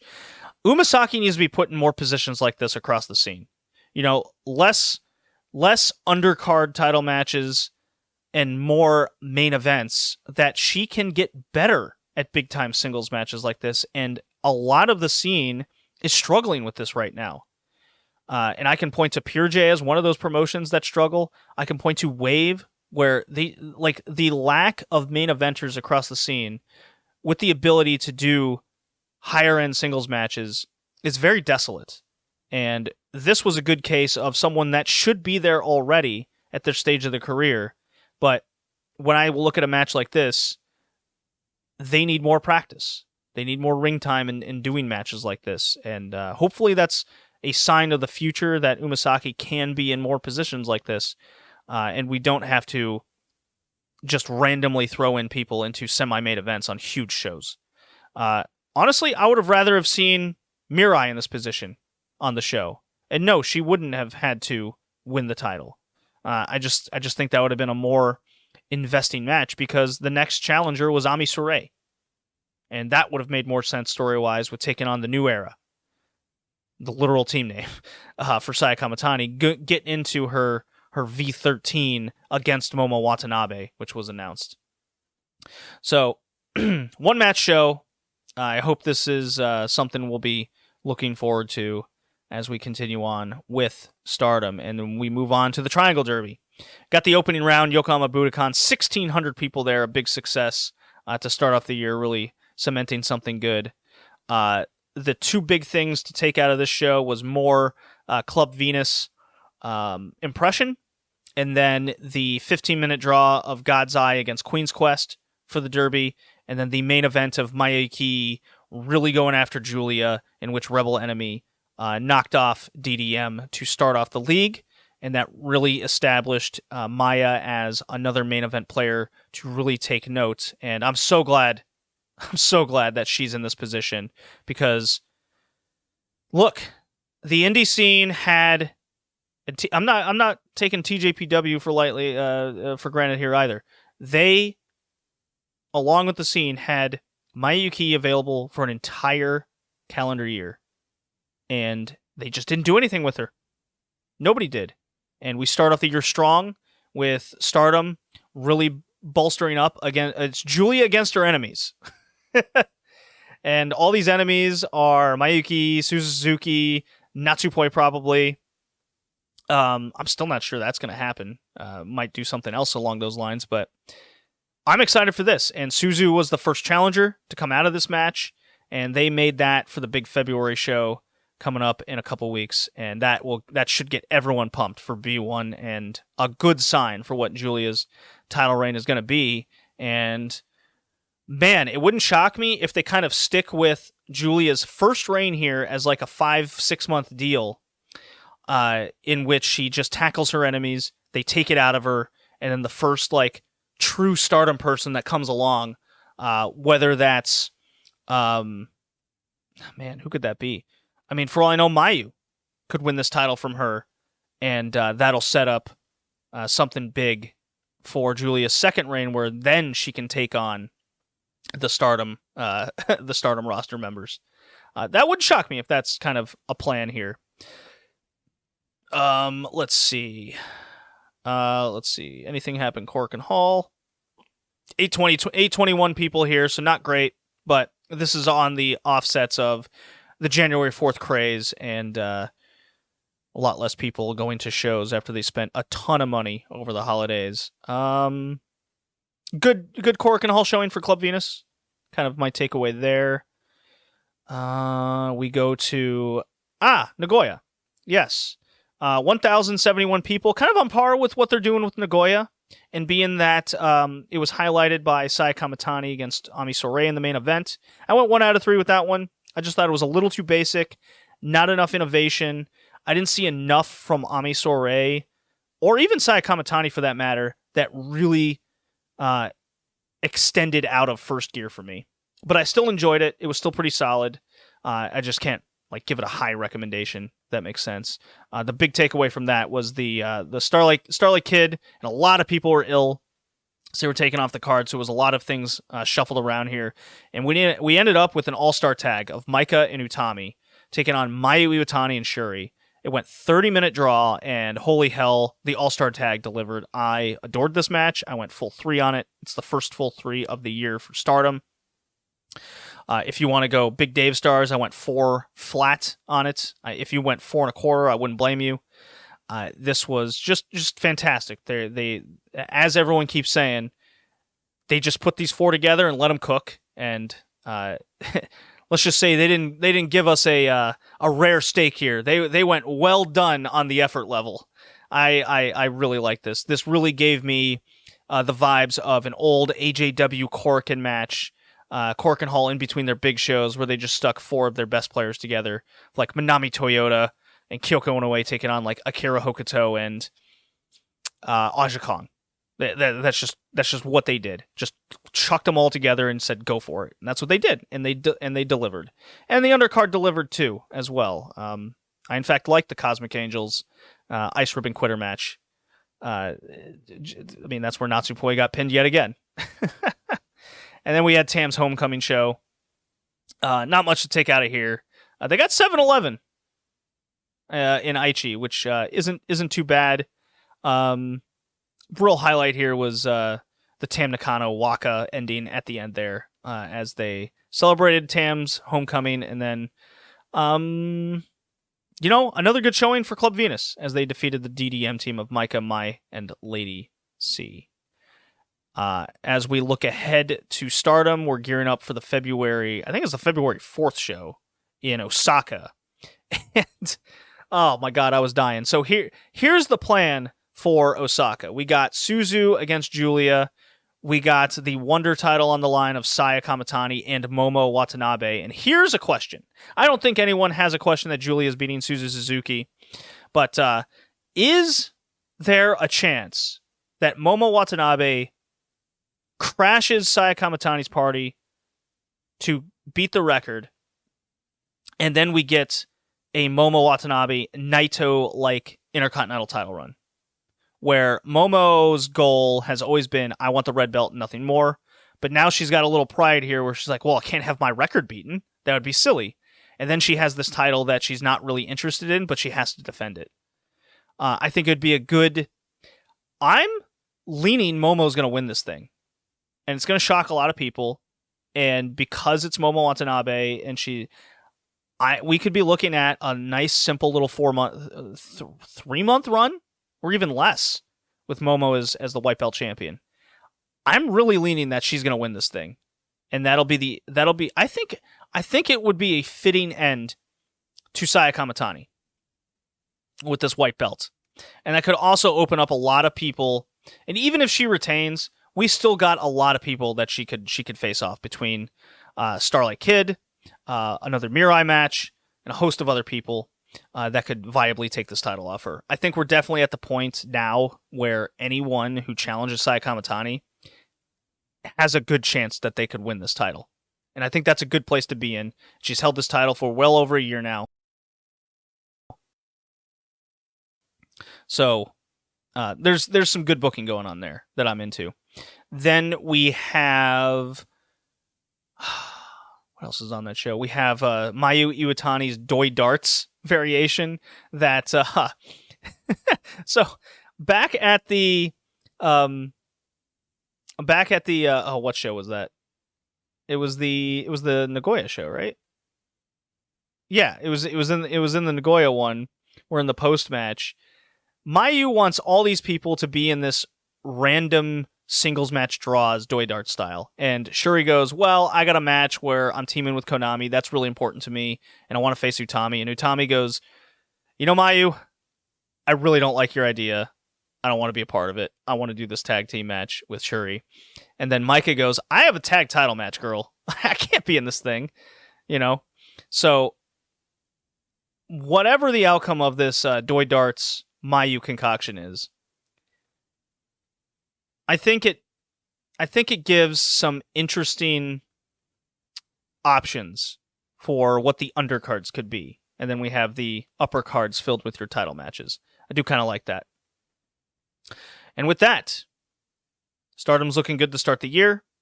I'm a little hesitant with a lot of these other promotions, but I hope that February show for Stardom really kicks this promotion into a better gear as we've seen in January. I do like Triangle Derby. This is basically house shows that they would probably be running, but now they have stakes. A lot of these matches are fine to good. Nice little 3.5 star efforts here. Every single team has like this designated pin eater, and sometimes they're going away from that pin eater, which keeps it interesting that any team could win and any team could lose. So at least they got that going for them, and I quite like that. Very interesting that Cosmic Angels has all cap Saki there, but Natsupoi is the one taking these falls. Again, do they have something in the works there? I don't know. But yeah, I think there's some good to take away, and then there's some worrisome things with other places on the card. But with the prospect of Sayaka Matani and Julia at the top for the next at least month or so, I'm pretty excited. And again, guys, if you're interested in more Pure J talk and the depth that we're going to go through as we go through the year with Pure J, that's the Pure J's podcast on the Patreon. It will be on the $5 tier, the Jaguar Nagayo tier, your $5 for there. So you'll definitely be hearing Pure J on RLR proper here, but you won't get the in-depth, you won't get the deep discussions, you won't get what you truly want out of the topics that we'll be talking about there. So it's going to be a Pure J year. It's going to be a TJPW and Stardom year, and then maybe if something else happens in the scene that catches my eye or something worth talking about, I will bring it up. And with that, guys, no retro stuff on this podcast. Again, I was recovering from illness, and I wanted to take a break, and I honestly just couldn't have the energy. When you're sick, the last thing you want to do is watch WCW Nitro during the Russo era. So forgive me there. But hopefully in the next couple weeks, we'll be back, and we'll be back on track with the retro. And hope you guys enjoyed episode 120, Wrestle Kingdom Dream Queendom. I'll see you next time, everybody.